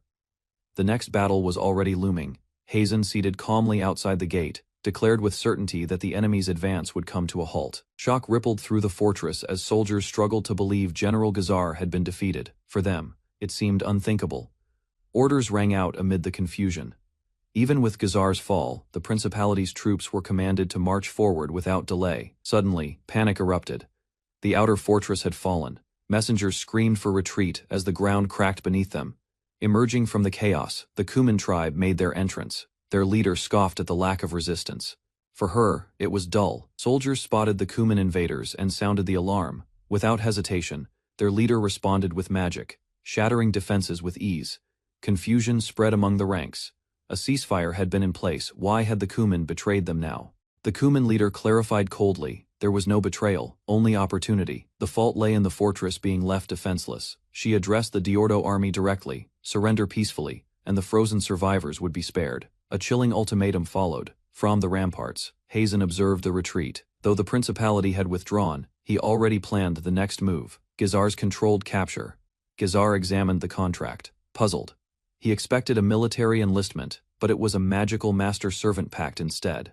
Hazen explained his reasoning. As an imperial soldier driven by personal goals, he had no loyalty to the empire itself. Suspicion grew. Gazar realized Hazen had manipulated the war's progression for his own gain far beyond what his young appearance suggested. When questioned, Hazen issued a warning. Some truths weren't meant to be uncovered. He offered advice instead. Accepting the terms with a smirk, Gazar signed. Whatever Hazen's age or origin, he wasn't someone to underestimate. The following day, the town celebrated. Food, drink, and music filled the air as soldiers enjoyed their hard-won peace.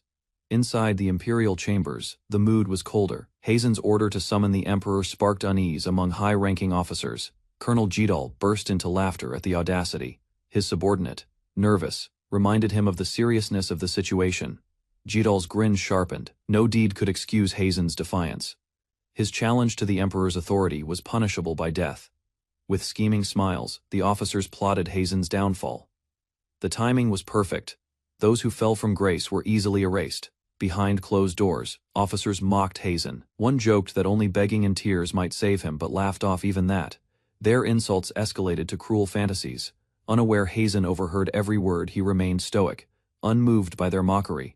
Outside, others awaited Hazen's presence at the celebration. One child gleefully showed him the food, but his expression stayed distant. He brushed off their concern.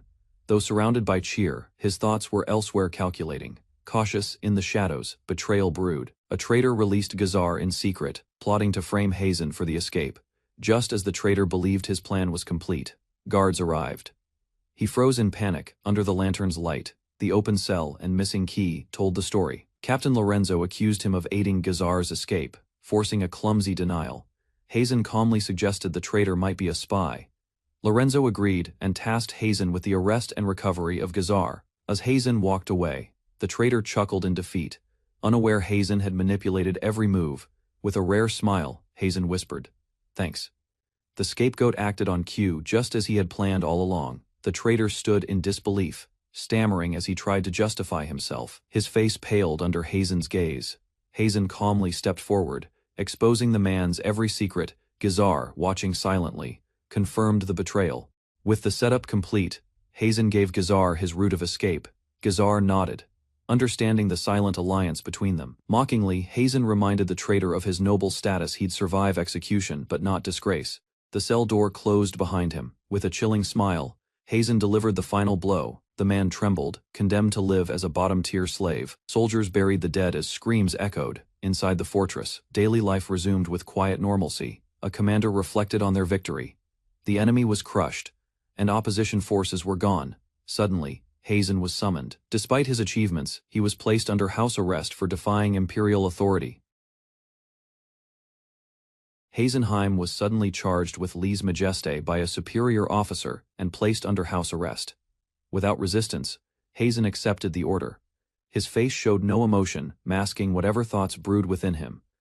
Outside the room, two officers sneered, mocking Hazen's apparent compliance. They believed he was clueless, unaware of the power plays against him. Another officer gloated cruelly, stressing that even a baseless charge like his could lead to execution.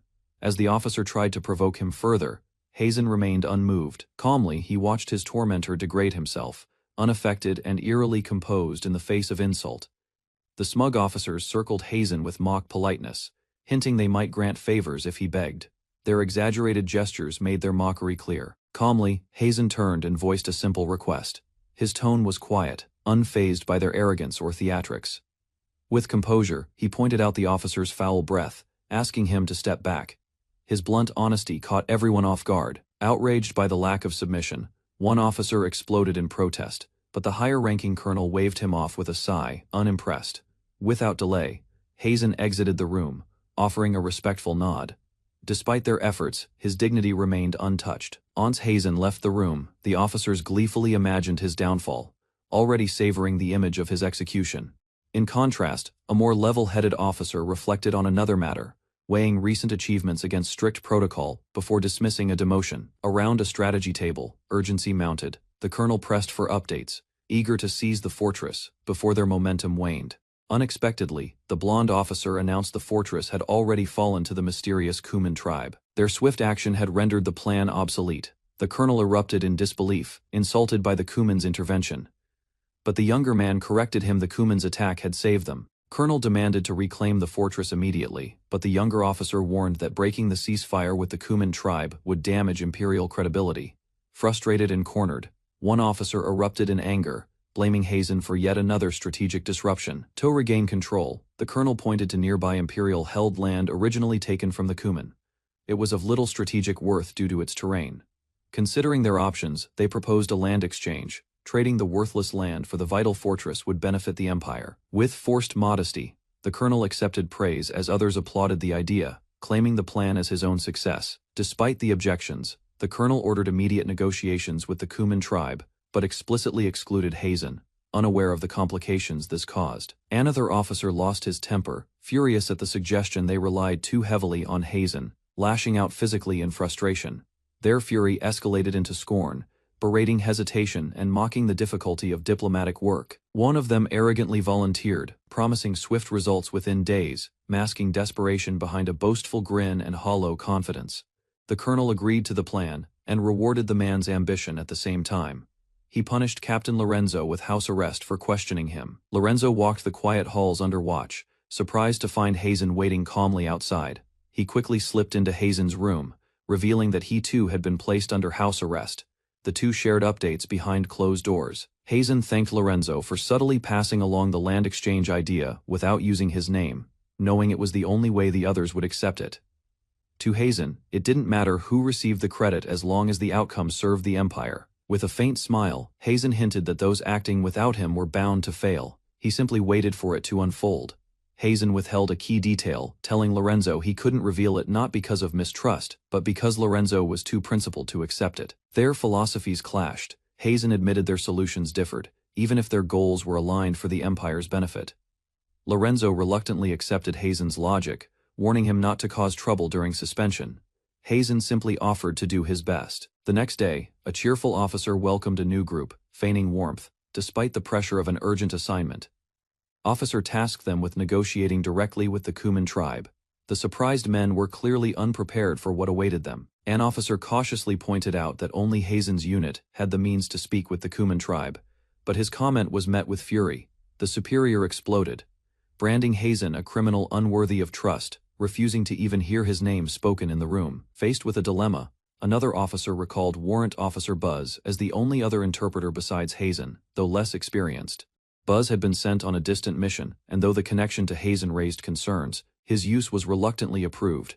Panic surged when they learned Buzz was deep undercover, unreachable for 2 months. Every alternative was unavailable. The merchant they hoped for had left for the Empire's far eastern provinces and wouldn't return for months. The superior officer lashed out in frustration, stomping furiously as his subordinates failed to offer solutions. His temper replaced strategy. Despite resistance, one officer muttered the reality aloud without Hazen. Negotiation was impossible.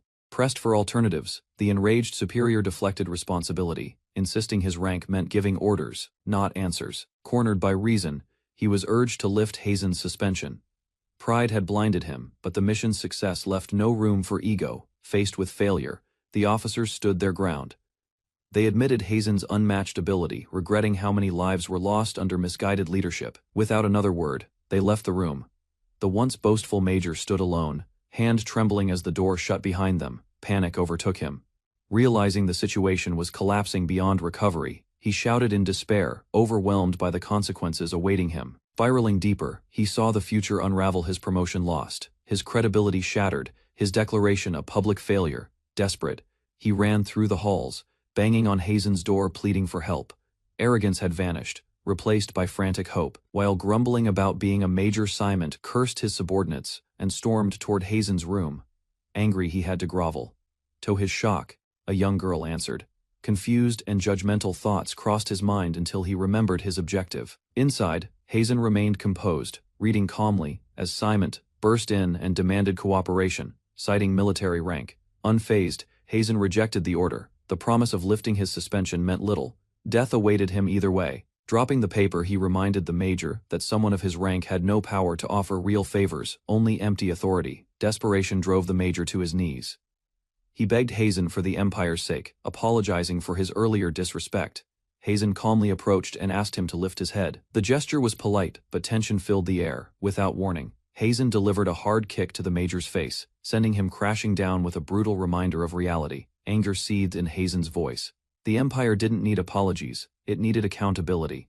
The damage done to his future couldn't be erased by words. Faced with Hazen's fury, the major offered anything: money, promotion, whatever it took. Hazen asked if he truly meant anything. With a smirk, Hazen mockingly demanded horse manure, echoing the very humiliation Simon once threatened him. With shock spread across the room, the girl and Simon froze, unable to comprehend what they'd just heard. The girl hesitantly confirmed the request, appalled by its cruelty. Hazen affirmed, it calm and unflinching. Smiling coldly, Hazen reminded her that it was Simon who first used that tactic when he had the upper hand. Such behavior was his habit. Turning away, Hazen dismissed the argument. This wasn't about feasibility, it was about consequences, and whether fairness truly mattered to those in power. With cold clarity, Hazen declared his principle: strike first when threatened and show no mercy to enemies who draw blades against him. His foot pressed down on the major's head. If the man couldn't follow through, he was free to leave, but wasting time wasn't tolerated. Torn between humiliation and ambition, the major faced a cruel choice: endure disgrace or lose his shot at promotion. Trembling, he asked for Hazen's power in return. Hazen agreed if he had the resolve to go that far. Just before the act, the girl intervened, begging Hazen to stop. Even she couldn't bear to witness such degradation. Unable to endure the pressure, the girl interrupted, declaring she would act as the interpreter for the Kuman tribe herself. But Hazen swiftly stopped her, splattering a bowl of slop and silencing her with a stern reminder he wouldn't tolerate interference. He coldly clarified the matter was a binding contract between him and her, and outsiders had no right to intercede. Yet she remained quiet. then asserted her legal position she was a dependent, not authorized to change contract terms. Until, to Hazen's surprise, she produced a signed termination order. Control now slipped from his hands, revealed she had read the contract, and secured the orphanage director's signature, rendering the agreement void. She presented the termination document, and insisted it should be enough. Though Hazen pointed out the attached penalty fee, smirked and turned to Major Simon, suggesting he had the means to cover the cost instead. With urgency, she demanded Simon form a new contract with her, offering her services in exchange for 10 gold coins. Hazen reveals a signed letter from Director Norway, granting the authority to terminate the contract independently.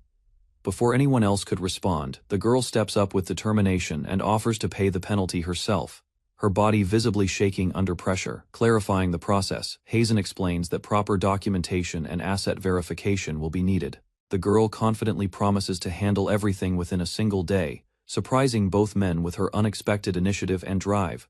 Rather than gratitude, Simon bursts into mocking laughter. Yet beneath the surface, panic sets in. Hazen observes him closely, suspecting that this girl may be his hidden vulnerability. Hazen, showing no patience, instructs them to finalize the contract quickly. Simon, emboldened by the development, orders the girl to prepare her belongings and declares she'll live in his room once the deal is complete. Believing he has outsmarted everyone, Simon erupts in wild celebration, overcome with delusional victory and pride. Away from his view, Hazen praises the girl for her performance. She smiles slyly, confirming that the act played out as planned. Holding the forged contract, she notes its flaws and hidden trap, one that allows her master to reclaim her later for a minimal cost. Simon kneels in awe, convinced the girl is a divine figure. Hazen observes calmly, knowing people often believe whatever suits their desires.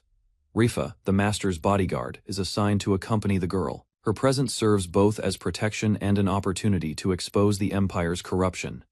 In a moment of reflection, Hazen explains that judging others takes experience, and sometimes encountering filth sharpens perception. Despite the blunt lesson, she admits Hazen, for all his faults, is far better than her previous master, as they prepare to part ways. The girl expresses gratitude. Hazen advises her to stay sharp, while she quietly acknowledges the orphanage also benefited. By the time her packing was done, the sun had already begun to set. Curious and winded, the girl asked Rafa how she could serve someone like Hazen. Rafa explained that while Hazen could be harsh, he never mistreated good people. His judgment fell only on the corrupt and weak. Embarrassed by the praise, the girl blurted out a denial, though it was clear she wasn't entirely convinced herself. Her luggage, once small, had grown. She confessed the books were borrowed, hoping to learn more in her spare time, admired her dedication. As they reached their destination, the girl braced herself. Her real test was about to begin. Simon hesitates as he looks over the document, seeking confirmation before signing the agreement that seals the deal. His suspicion flares upon noticing Riefa's presence. Accusations of espionage fly, but the girl quickly explains Riefa is now officially employed under her. Despite the explanation, Riefa remains unimpressed. Her icy glare and sharp tone expose his awkward behavior. The girl reminds him of the stakes. Though reluctant, he dismisses the risk, claiming he saved the money for a promotion bribe anyway.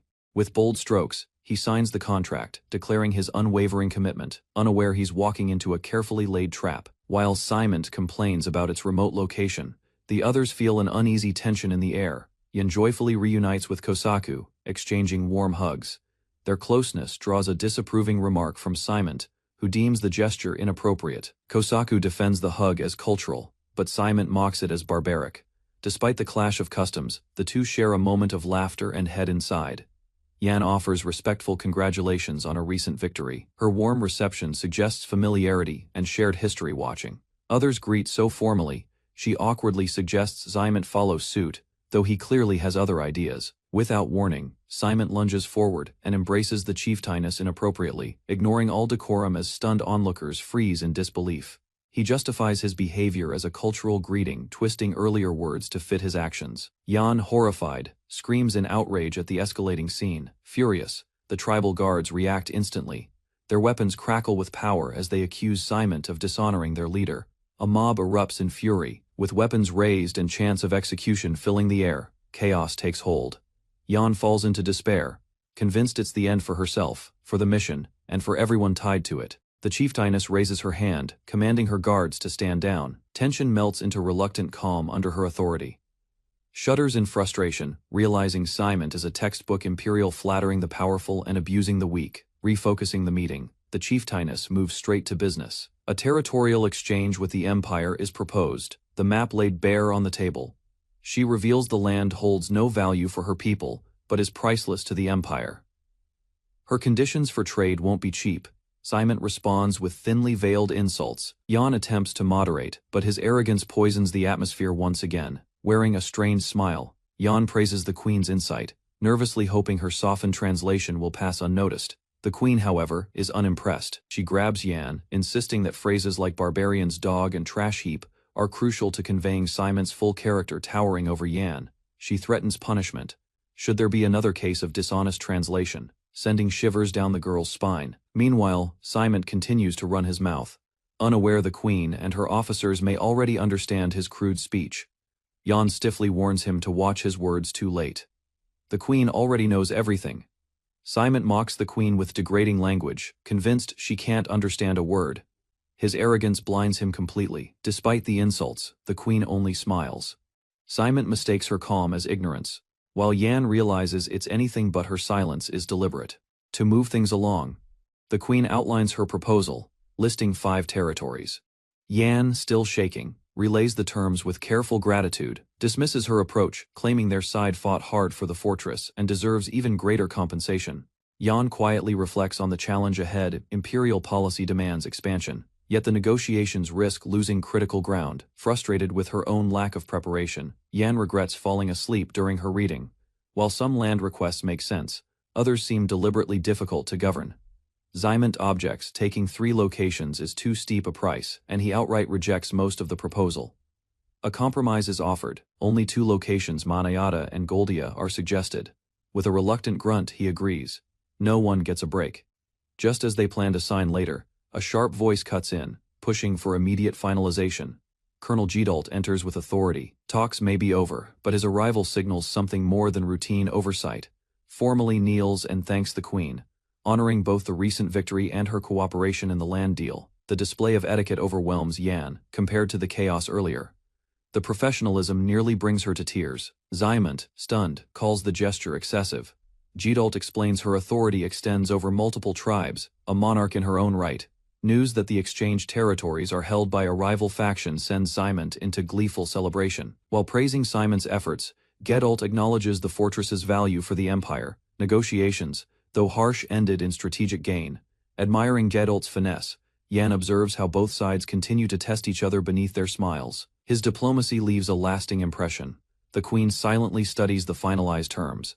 A subtle smirk follows, hinting she's fully aware of the deeper implications. Peace settles as relocation plans are confirmed. Gratitude is exchanged, and Jan quietly celebrates the successful end of tense negotiations. That evening, laughter and toasts echo across the fortress. Officers cheer their historic achievement with wine in hand. Tipsy and triumphant, the men bask in their promotions, offering vague encouragement while already drifting out of reach. Celebration echoes around the fortress. Officers beam with pride, but Jan stands apart, quietly labeling the whole affair a disaster. Details of the final land exchange come to light. Goldia and Manhwa were indeed handed over. Shock spreads across the room. Drunken laughter fills the air as one officer realizes they truly signed away Manhwa. Panic sets in as the implications sink deeper. Another trembles, recognizing the gravity of the mistake. Gedalt's signature makes it official. There's no turning back. Manhwa isn't just any land, it houses the tomb of the 13th Emperor, a sacred site now lost. Hazen raised a critical point, questioning why land tied to the 13th Emperor Silgana's tomb was part of the treaty. The young officer stressed its historical value. Silgana was one of the Empire's greatest builders. Surrendering such ground would disgrace the imperial family. Another official responded with disbelief, clearly unaware of the tomb's importance and dismissing it as irrelevant. The commanding officer reacted furiously. Including sacred land risked more than scandal. It threatened their lives if discovered by central authorities. Tension escalated fast. Desperate to fix the blunder, the nervous officer begged to annul the clause and destroy the document. Hazen pushed back against the panic, warning that tearing up a signed treaty would damage the Empire's reputation beyond repair. At Algid Fortress, plans shifted quickly. A decision was made to resume talks, even if the opposing side demanded further territorial concessions. Soon after, The delegation appeared before a lavishly dressed noblewoman who welcomed them with calm amusement. The junior officer, drenched in nervous sweat, attempted to suggest an error in the land terms, but his claim was dismissed with confidence.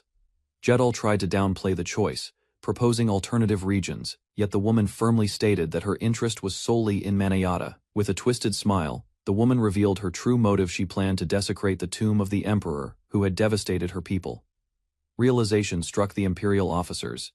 She had deliberately targeted Manhwa, and now their pleas for mercy fell on deaf ears. Recognizing one of the envoys, she exposed him as the man who insulted her people during prior talks, switching seamlessly to the imperial tongue. Caught off guard, both men scrambled to deny wrongdoing, sweating as they tried to shift blame and explain the misunderstanding. Without emotion, she activated a recording device, intending to expose their words and challenge the empire's integrity. Footage from the magic device exposed Ximon's vile remarks and humiliating behavior, capturing his crude words and actions toward the tribal leader. Colonel Yahello, shocked and furious, condemned his subordinate's disgraceful conduct and begged forgiveness, unable to hide his disgust. Lowering his head, he seethed with rage, the weight of shame and failure pressing down as judgment loomed. Both officers bowed deeply, trembling as they pleaded for mercy. Overwhelmed by the consequences of Ximon's offense, ignoring their panic, the woman issued a command with calm authority: Hazen was to be brought forward before further discussion. Inside the carriage, Yahello scolded Ximon for his disgraceful behavior and questioned what actions he planned to take next. Attempting to shift responsibility, Ximon suggested Hazen handle the negotiations, only to be silenced by Yahello's growing rage. Captain Lorenzo was reluctantly approached for support, but he deflected, doubting his ability and trying to avoid involvement. Yahello rejected any notion of leniency, explaining that favoritism would only lead to empty gratitude, not real accountability. Another officer observed quietly, noting that Hazen now held leverage over Yahello, one earned by confronting him without fear or hesitation. Ximon, kicked out and crawling in desperation, begged Hazen to intervene with Queen Bargia, promising anything, even humiliation, to fix his mistake. Closing his book, Hazen paused, his thoughts drifting darkly toward a conclusion that had long simmered in silence. With a chilling smile, he voiced his resentment, wishing death upon the corrupt officers who tainted the empire from within.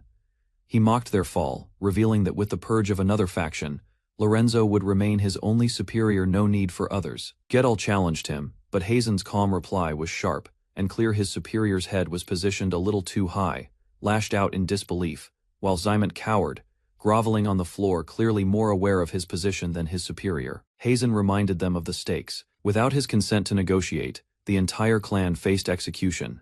With calculated precision, he revealed private details about Yahello's family, insinuating that incompetence would cost them all dearly. The colonel exploded, demanding respect, but Hazen met his anger coldly, questioning if the warning was meant for him.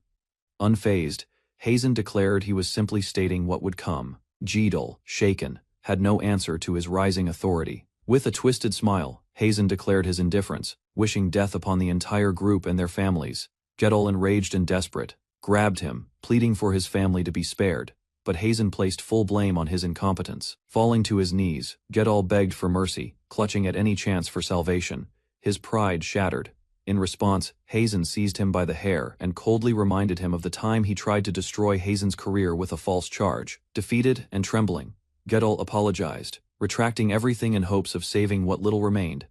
Yahello and Ximon pleaded for forgiveness, but Hazen remained unmoved, asking why he should even consider negotiating. In a panic, Yahello offered Hazen a promotion, one that would skip Ximon entirely and elevate him instead. Hazen doubted the offer, noting how rare it was to leap multiple ranks, though technically he remained just a second lieutenant. Confused and irritated, he questioned why Yahello deserved any promotion after cowering during the battle.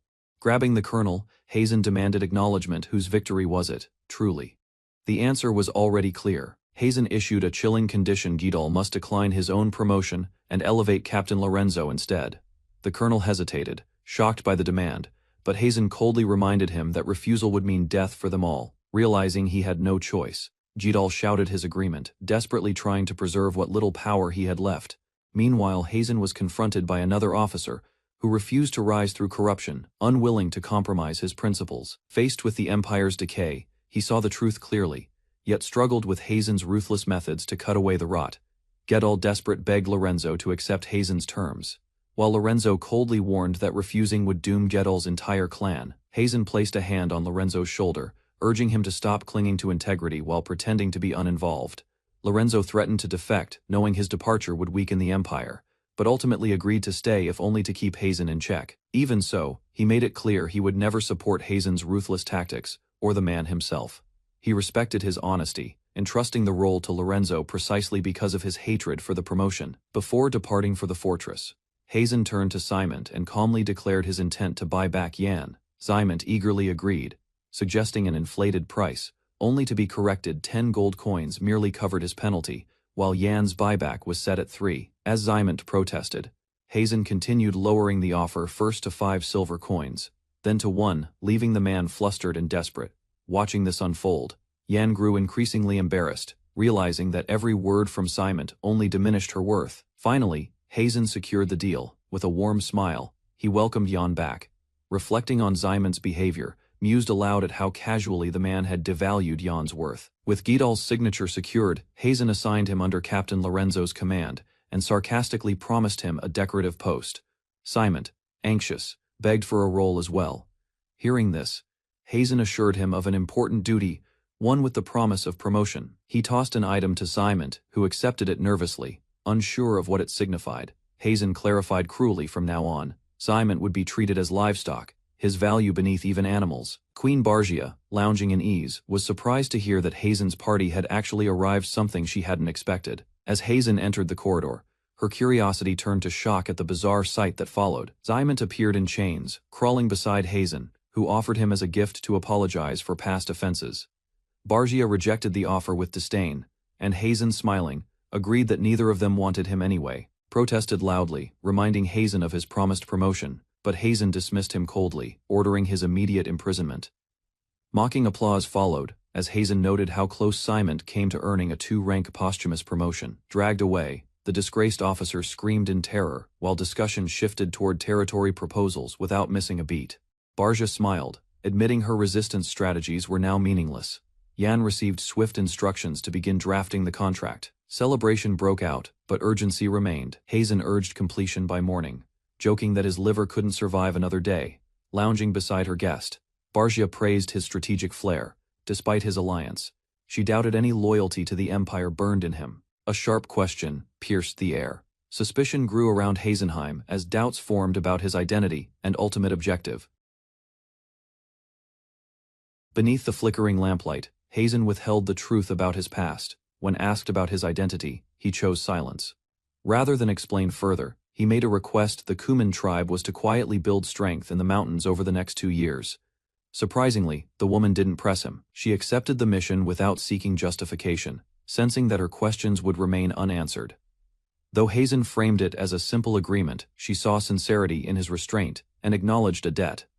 Time passed, and her people flourished, safe from conflict, nourished, and free to live in peace. Under the moonlight, Hazen and the Queen quietly reflected on the nature of peace. She dismissed the idea of eternal calm, calling it an illusion, while Hazen labeled it as fleeting. With calm resolve, she spoke of perseverance. The only way to extend fragile peace was to keep pushing forward. Hazen listened in silence, his expression firm as distant mountains stood beneath the night sky. Later, he reviewed documents from an all-night session, while a weary girl handed him a completed contract. Surprised chatter followed, as suspicions rose about Hazen's quiet coordination with the Queen. A strategic error surfaced as Hazen confronted a fellow officer, revealing that the misstep began long ago, when the High Command dismissed his initial proposal. Elsewhere, the girl struggled to comprehend the depth of his plan, surprised that it had been in motion since the earliest stages of conflict. Hazen explained his logic calmly. If territorial shifts were inevitable, then the result should benefit the Empire as much as possible. Meanwhile, uninformed officers mocked one another, blind to the manipulation occurring around them. Amid confusion, Hazen criticized the girl's lack of awareness, linking her failure to her unread history. Hazen reminded his student that true learning required independent effort, not blind reliance on his guidance alone. Reflecting on the flaws of leadership, he pointed to humanity's weakness, how unqualified individuals often rise to power. Yan, still unsure, recalled her impressions of the officers. Some, like Major Simon, were clearly corrupt, but others appeared ordinary. Clarified that even capable men could fail. Colonel Gedal, for instance, had let loyalty cloud his command and cripple a vital fortress. With quiet urgency, he urged her to sharpen her instincts. Deception often hides behind the mask of virtue. Amazed yet unimpressed, Yan playfully mocked Queen Bargia before being dragged away in jest, her mood light despite the formal setting. What began as a teasing exchange ended with her clinging dramatically to the queen, prompting Hazen to quietly observe their bond with resignation. In the following days, North Galna Fortress transformed into a center of constant motion, its halls echoing with hurried footsteps and shifting orders. A brief but polite exchange passed between Hazen and Lorenzo, laced with mutual understanding beneath veiled sarcasm. Under Hazen's direction, Colonel Gettle stood at attention as he received orders regarding the reintegration of returning forces. Pressure built in the room as Colonel Gettle stood frozen before a stern warning, then hastily excused himself, bowing under the weight of command. Once alone, Lorenzo reflected on how even once great soldiers like Jidal could falter, corrupted by comfort and surrounded by agreeable voices. A quiet exchange followed. Hazen offered a warning against complacency, which was met with a calm, understanding nod. Promoted to a higher rank, Lorenzo prepared to issue his first official command, directing Hazen with measured authority. Rather than glory, the assignment led to the distant Doctrine territory, a place meant to test character, not strength. A farewell exchange carried both sincerity and jest. Despite Hazen's acceptance of the orders, Lorenzo knew defiance wouldn't have stopped him anyway. Bursting through the hallway, a young officer rushed in, eager to confirm the rumors of Hazen's reassignment. Apologies followed as the newcomer realized he had interrupted a formal meeting, but no one seemed bothered by the intrusion. Upon hearing the news, the officer's expression fell. Saying goodbye felt heavier than expected.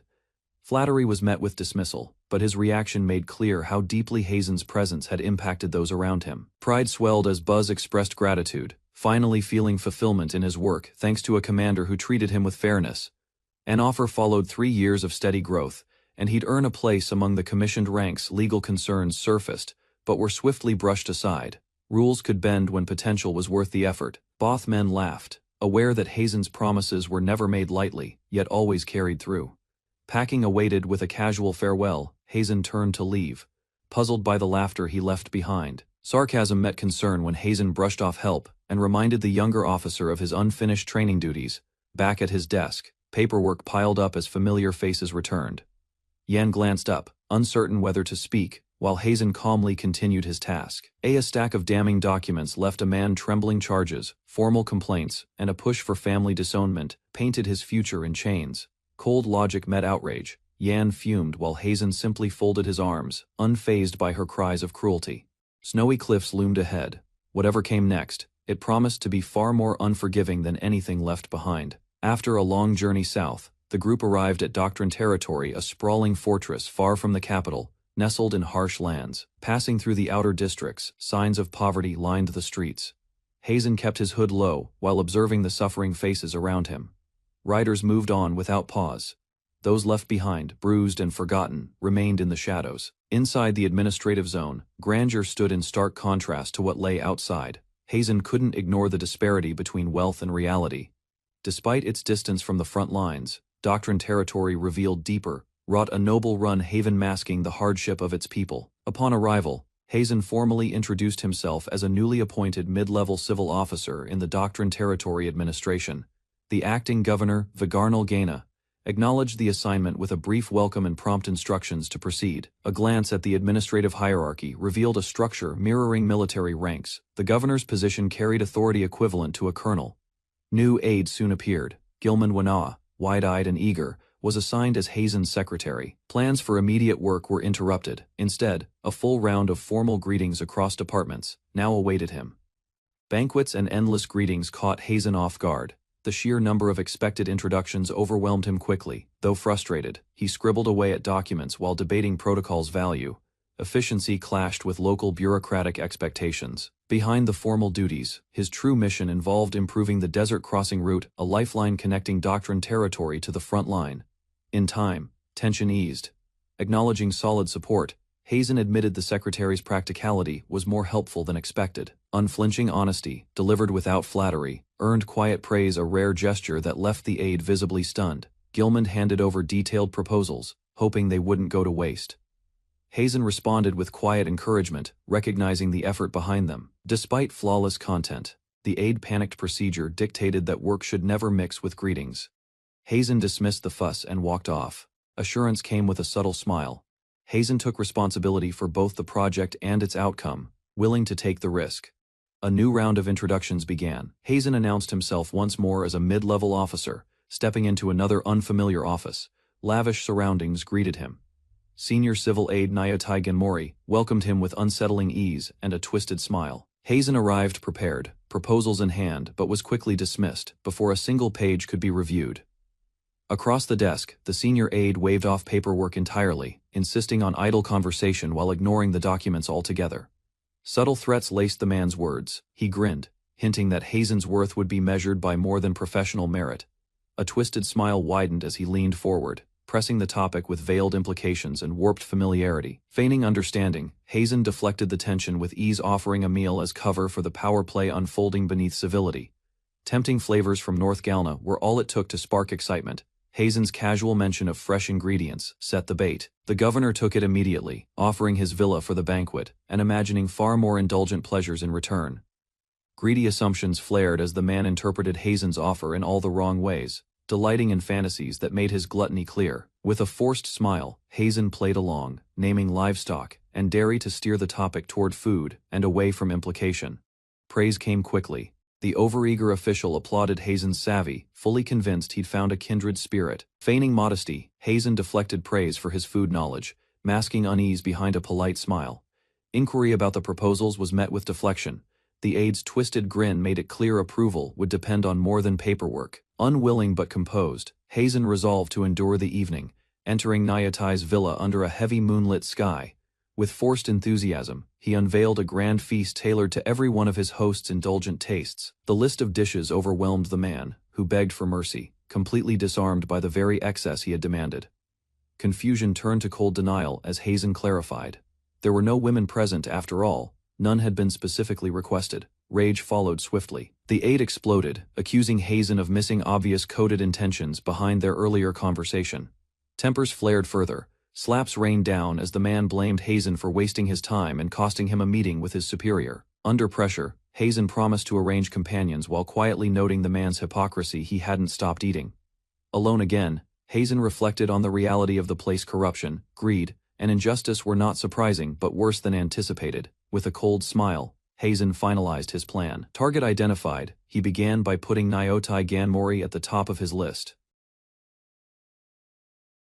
After a brief exchange, Hazen exited the room with firm resolve behind the door. Emma had been waiting, clearly anxious. When confronted, she defended her presence, insisting it stemmed from genuine concern. While walking through the corridor, Hazen discovered that the acting governor already held him in contempt. Despite it being his first day, Emma pointed out the governor's rank, the most powerful figure at this base, and warned of his domineering presence. Unfazed, Hazen acknowledged the challenge. Though the superior was known for his roundabout nature, he remained confident in handling him. Standing before the desk, Hazen reflected on his reception. He suspected that arriving without a bribe had cost him favor. Though he believed evaluations should be grounded in merit. Rather than deny it, he accepted the unfair posting. Emma questioned his lack of ambition, but Hazen viewed promotion as just one part of a greater purpose. As they passed through a dim corridor, Emma warned him of the corruption rotting the capital from within. With calm determination, he promised to produce results and return quickly. Arriving at the villa, Hazen burst in energetically, greeting Naotai with exaggerated cheer. With a theatrical gesture, Hazen presented a group of starving, ragged civilians. He ordered them to eat freely, turning to the stunned official with a sharp remark. These were the people suffering under his leadership. Trembling with fury, the governor slammed the table. Clutching a wine bottle, he demanded to know what Hazen was plotting. Enraged, the man barked out an execution order, calling guards to eliminate the insolent newcomer on the spot. Remaining composed, Hazen slowly drew his blade as the guards lunged toward him, ready to retaliate without hesitation. With swift, calculated strikes, Hazen disarmed the charging guards. The overwhelming speed sent the drunken governor tumbling backward in shock. Amid the chaos, frightened women flinched. Yet even in the face of danger, they watched as Hazen swiftly incapacitated the attackers without pause. His gloved hand slammed into the governor's face, silencing any protests. The room fell into stunned silence. He condemned the man's cruelty, pointing to the starving civilians as proof. Though unexpected, the confrontation marked Hazen's forceful debut. After the dust settled, one woman hesitantly stepped forward. When asked her name, she answered softly, Kiana. Gizar leapt into action at Hazen's command. Though he grumbled about his superior's intensity, With a confident grin, Hazen declared that Kiana and the others would now live as bandits, a decision that stunned everyone present. Protests erupted, but Hazen casually assigned Gazar as their new leader, leaving no room for argument. He outlined the cover story: the starving civilians had raided the villa and captured the corrupt governor. Their crimes would be justified by the cruelty they endured. As the bound official was beaten, Hazen dismissed his outrage, stripping him of stolen wealth with cold efficiency. The governor scoffed at Hazen's plan, claiming there was no evidence to tie him to any wrongdoing. With arms folded, he added that even if it hadn't, he could fabricate proof so damning that the man's own family would disown him. Sweat trickled down the official's face. He tried to laugh it off, questioning who would believe such slander. Hazen's expression didn't waver. He simply stated the truth. Everyone would believe it, because it aligned with the governor's reputation. Cornered, the man broke.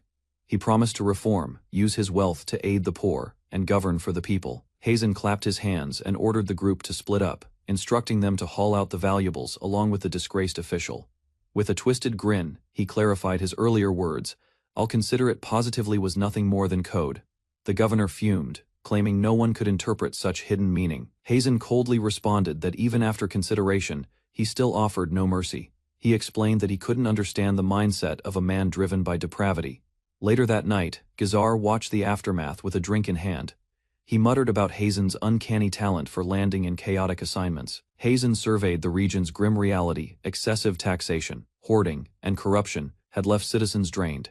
Gizar scoffed at the dysfunction, remarking that losing a war to internal power struggles would be laughable. Kiana approached, trembling, to report that everything was packed. Hazen acknowledged her with a nod, unamused by how obvious the situation had become.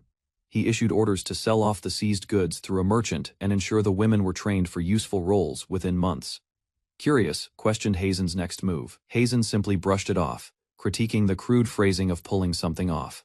Plans were laid out: dismantling corruption, restoring supply lines to Lyld, and addressing the regional drought. Progress hinged on intel being gathered. With unwavering confidence, Hazen set a timeline. All objectives would be completed within 6 months. After entering the office, Hazen is greeted by Gilmond, who appears unusually energetic. Upon inspecting Gilmond's condition, Hazen discovers he stayed up all night handling paperwork. The reports, however, weren't time-sensitive. Hazen disapproves of the unnecessary exhaustion. Rather than praise the effort, Hazen calmly instructs Gilmond to take the rest of the day off. Though confused, Gilmond hesitates. Hazen warns that heavier workloads may come, so stamina must be preserved. Gilmond nods and exits slowly. Wandering through the hallway, Gilmond reflects on the rare break. Suddenly, a child running by catches his attention. Gilmond stumbles upon a girl in the hallway and questions her presence. She calmly responds, catching him off guard with her confidence. Before he can react, Hazen enters and introduces the girl as Yan, his personal secretary. Her bright greeting leaves Gilmond stunned by her age. As Yan departs, Hazen reassures Gilmond that his abilities are solid, but reminds him not to compare himself with someone as exceptional as her. Yan reports her findings with ease, while pouting about Hazen treating others more kindly than her. Effortlessly, she explains her methods. Even Hazen is left impressed by her accuracy and speed. While examining a map, Hazen notes that all supply routes are inefficient detours. Yan, puzzled by his gaze, backs away nervously. They discuss the desert's lack of a direct route. Hazen points out the challenge of transporting water. Despite her concern, Hazen proposes using magic to make it rain. Yan doubts the practicality of relying on unpredictable weather. She reveals the Empire lacks magical tools for such feats. Still, witnessing the people's struggles pushes her to believe in a solution. Hazen recognizes her resolve. An oasis, he concludes, could bring both relief and stability to the suffering land. Efforts to build an oasis face a setback without a proper foundation. Any rain summoned would vanish. The workforce entrusted to Gazar needs weeks to become effective. With limited time, Hazen delegates the task to Yan and sets off to personally inspect conditions elsewhere. She accepts with a determined nod. At headquarters, Chief Secretary Venice erupts over the lack of contact with Aide Nyotai. Reports hint at a possible attack. Staff members struggle to recall crucial details about recent visitors, drawing Venice's anger and suspicion. Realizing the risk, Venice fears for Nyotai's safety and the jobs of those closest to him. Venice paces restlessly, suspicions mounting against Hazen. A knock interrupts his thoughts, and a shadow appears at the doorway, calmly inquiring about Senior Civil Aide Nyotai, while referencing the proposals he submitted the previous day. Mozcall and his assistant freeze in recognition. The chief secretary's expression turns wary upon realizing who has arrived. Feigning courtesy, Venice invites Hazen to sit, stating that they coincidentally have business with him as well. Listens as Venice explains, they've lost contact with Nyotai. With tension thick in the room, concern begins to deepen. Mozcall slams down accusations, linking the villa attack to the same night Hazen had met with Nyotai. Suspicion intensifies. Rather than deny, Hazen responds coolly. In his view, disappearances are common whether through desertion or death, especially on the front lines. Civil officers aren't exposed to the same dangers, and Hazen's meeting record is mysteriously blank. Smiling, Hazen deflects. He mentions that the others were asleep, and claims he tried waking them, an explanation that raises eyebrows angered. Mozcall slams the table. He accuses Hazen of manipulating them with magic, refusing to accept any excuses. With a smirk, Hazen questions the lack of proof. He reminds them that recording meetings was their responsibility, not his. The assistant retorts sharply, pointing out they could have reconstructed the events from memory, yet chose not to. Pen in hand, Hazen offers to fill in the blanks himself, insisting he remembers every detail, his tone dark and deliberate. A falsified report is produced, claiming Nyotai approved Hazen's proposals. One observer trembles, recognizing the audacity behind the act. Mozcall explodes in disbelief. The idea of Nyotai actually working that hard seems utterly impossible to him. With a sly grin, Hazen brings up a recent consultation involving someone named Rako Zaluo. Just one more push, he thinks. He reveals disturbing complaints tied to a certain client of a secretary. Across the table, hands begin to tremble. Shameful memories surface, ones involving personal preferences in a private bar. Humiliation flickers across the man's face. Fantasy and reality blur. Despite the setting, overstepping boundaries at the wrong place becomes clear. Dressed in character, the man demands full accommodation. His desperate outburst only adds to the crumbling illusion of control. Hazen sighs, revealing he conducted interviews to confirm the situation. Multiple victims and witnesses had already come forward. Declaring it legal doesn't erase the shame. The pressure mounts as confidence begins to crack. Rather than argue law, Hazen shifts to something deeper, what a daughter might feel knowing her father's hidden indulgences. A family portrait flashes across the room. Names, ages, and personal details strike like precision blows. Silence follows. Mozcall lashes out in panic, but Hazen brushes him off. It's all just meticulous fact-checking and psychological disarmament, stating that legality doesn't shield one from society's harsh judgment toward those deemed different. Panic erupts. Venice drops to his knees, begging for mercy, willing to endure for the sake of his daughter's future. That plea is met with a smile. Hazen suggests they return to the matter of falsified records unless Bab prefers otherwise. Though hesitant, Venice moves to complete the record. Confidence returns briefly, thinking Hazen might be bluffing after all. Yet the trap closes. Hazen clarifies that any mismatch would place the blame solely on Venice, who sealed it based on memory. Jan enters, politely asking for Hazen. Venice flinches at her timing, reacting to the nickname Bab with horror. Without hesitation, Hazen introduces them to each other. One is his trusted secretary, the other a candidate for the second role. Attempts to protest fall flat. With Nyotai missing, Venice's current position holds no weight. Hesitation turns into rejection. Venice resents Hazen for his predicament and refuses to serve under him, despite the offer. Ignoring the mood, Hazen casually drops a question about adult diapers. Confusion spreads as Yan is suddenly pulled into the tension. Yan responds innocently to Hazen's odd question. She assumes it's medical, until he clarifies it's a preference, not a need. Disgust flashes across her face. Venice defends it as personal freedom, but shame looms behind his words. With a smile, Hazen warns how damaging such rumors could be, especially if heard by employers or family. Venice stiffens in dread. Panic takes over. He rushes forward, dropping his pride and begging Hazen for a job. Amist, Hazen agrees. Passion, he claims, is what convinced him though. Venice knows it's anything but mercy. A contract is presented.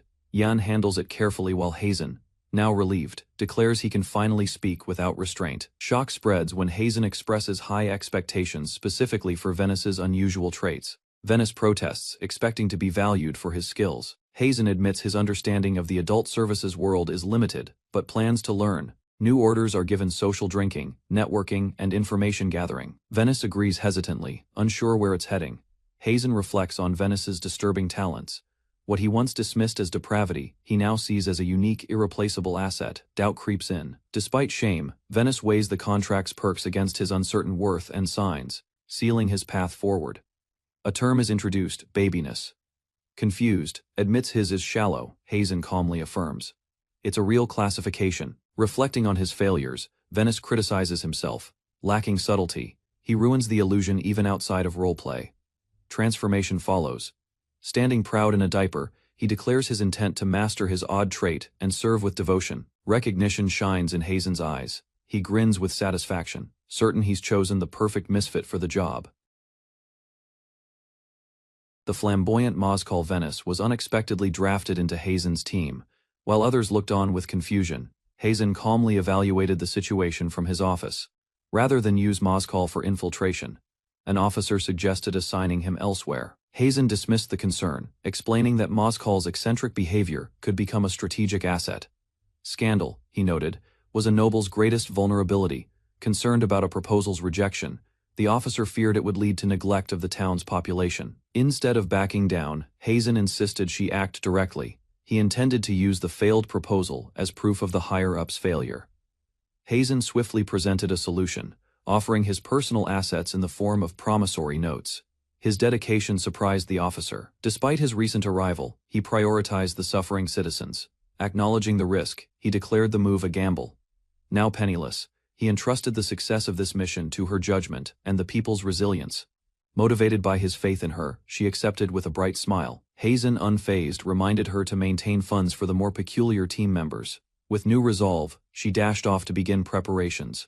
Watching her go, Hazen stood silently, trusting that she would turn his bet into a victory. Yin expressed her gratitude, clenching her fist with determination. Hazen, unfazed, urged her to leave and focus on the task ahead. She sprinted down the hallway with excitement, shouting her resolve while others paused to watch her energetic departure. Watching her enthusiasm, a concerned officer questioned Hazen's decision, wondering if he was burdening Yan too heavily, both physically and emotionally. Hazen calmly explained that the mission wasn't just duty for Yan. Holding her back would only leave her with regrets. Still, the risks were undeniable. Witnessing the dying firsthand, Yan would face unbearable truths. Whether she could endure it remained uncertain. The officer voiced concern over Yan's youth and sensitivity. Despite her age, she acknowledged that Yan wouldn't shy away from confronting harsh realities. With narrowed eyes, she questioned Hazen's intent, suggesting he might be preparing Yan as his eventual successor. Tension filled the room, as she placed a firm hand on his. Her expression grew serious, asking him to remember something important. She reminded Hazen that no matter how skilled Yan was, she could never replace him. Hazen offered reassurance with calm conviction. He had no plans to make Yan his substitute, only faith in her strength and his own decision. A new letter arrived swiftly, surprising Hazen with its contents. The funds detailed inside far exceeded expectations. Hazen was stunned. Nandal had sent enough to sustain them for an entire month back at the supply hub. Nandal personally handled crates. Despite warnings about overspending, he remained focused, brushing off concerns about Hazen's demotion. He smiled calmly, explaining that status meant little to him. Supporting someone he believed in mattered more than climbing the merchant ranks. Later, Hazen handed over his response. From now on, his companion would serve as both Yan's support and her guardian in the field. Without hesitation, he committed to skipping meals to save resources. If Yan tried to follow suit, he insisted she be forced to eat. A gentle objection came his way. Cutting back wouldn't make a difference in a famine of this scale. Dismissing her concern, he likened the act to a ritual, a way to strengthen his will through personal sacrifice, much like casting a spell. That explanation earned a dramatic reaction. Amused, she accused him of acting more and more like Yantu. Days later, trouble emerged. A flustered subordinate rushed in, reporting backlash over the massive charity efforts currently underway in Yan's name. Confused by the complaints, he reviewed the situation. Since the aid was a personal donation, calling it undercutting felt excessive. Rather than argue, he decided to meet with the finance department directly. Clearly, the donation posed a threat to someone's interests. As they walked through the corridors, his subordinate hesitated, calling his name. Curiosity prompted a simple reply, "What is it?"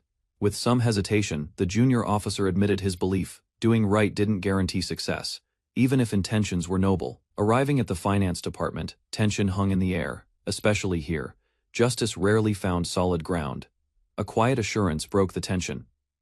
Confidence, he said, was essential when standing for what one believed was right.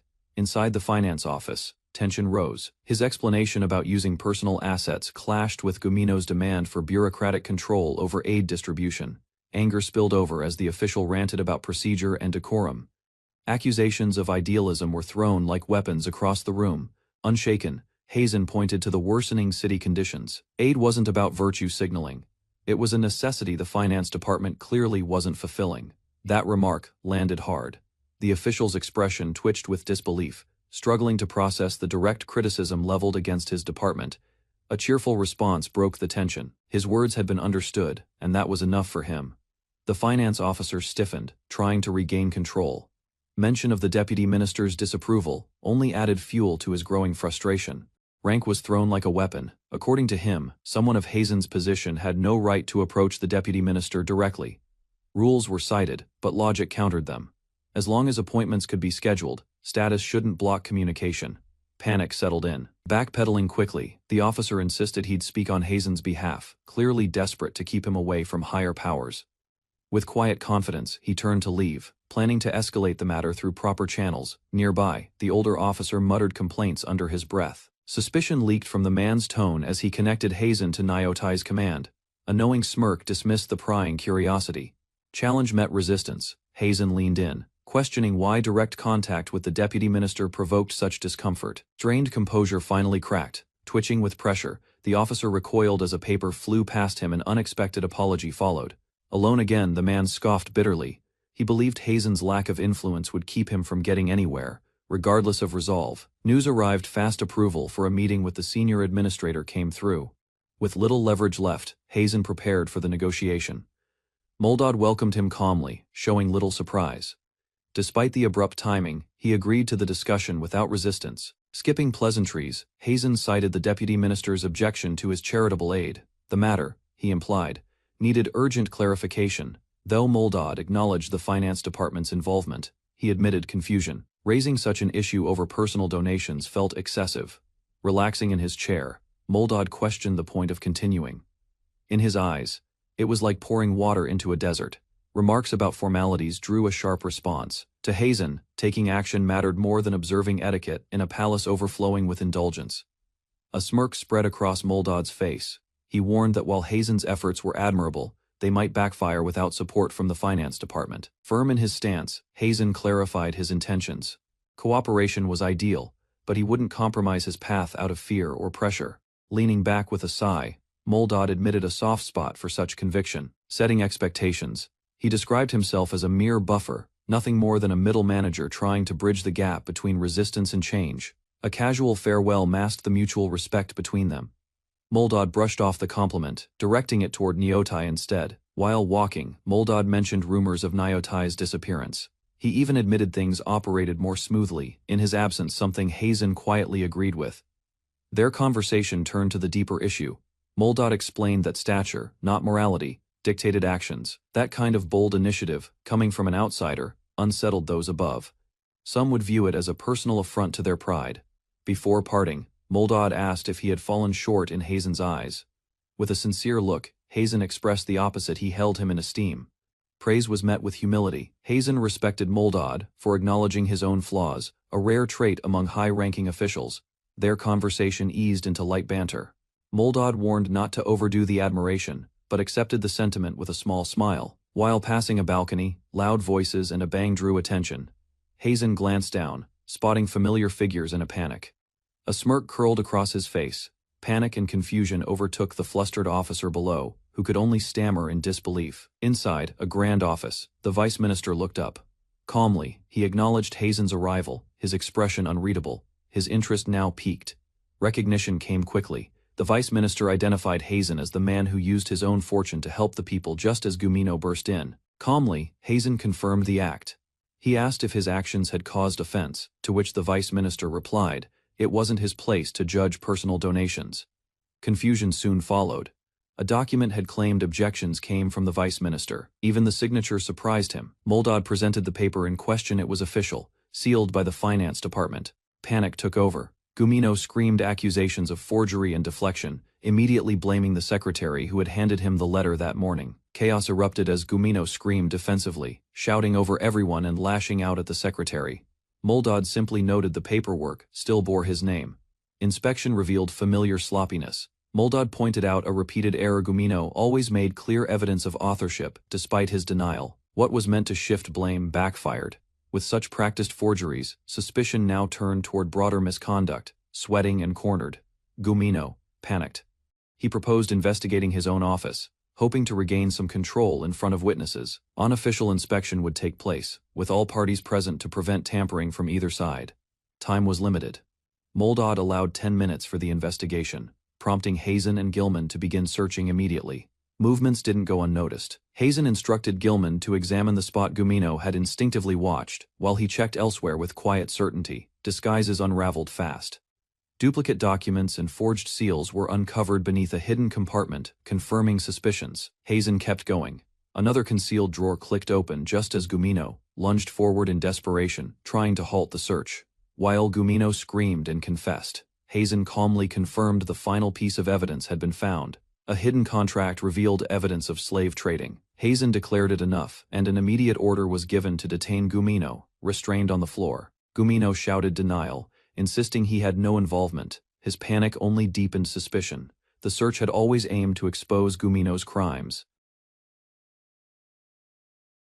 Hazen stood before the officials as a bound administrator knelt on the floor. Evidence tied the man to slave dealings, and suspicion quickly shifted toward higher authority.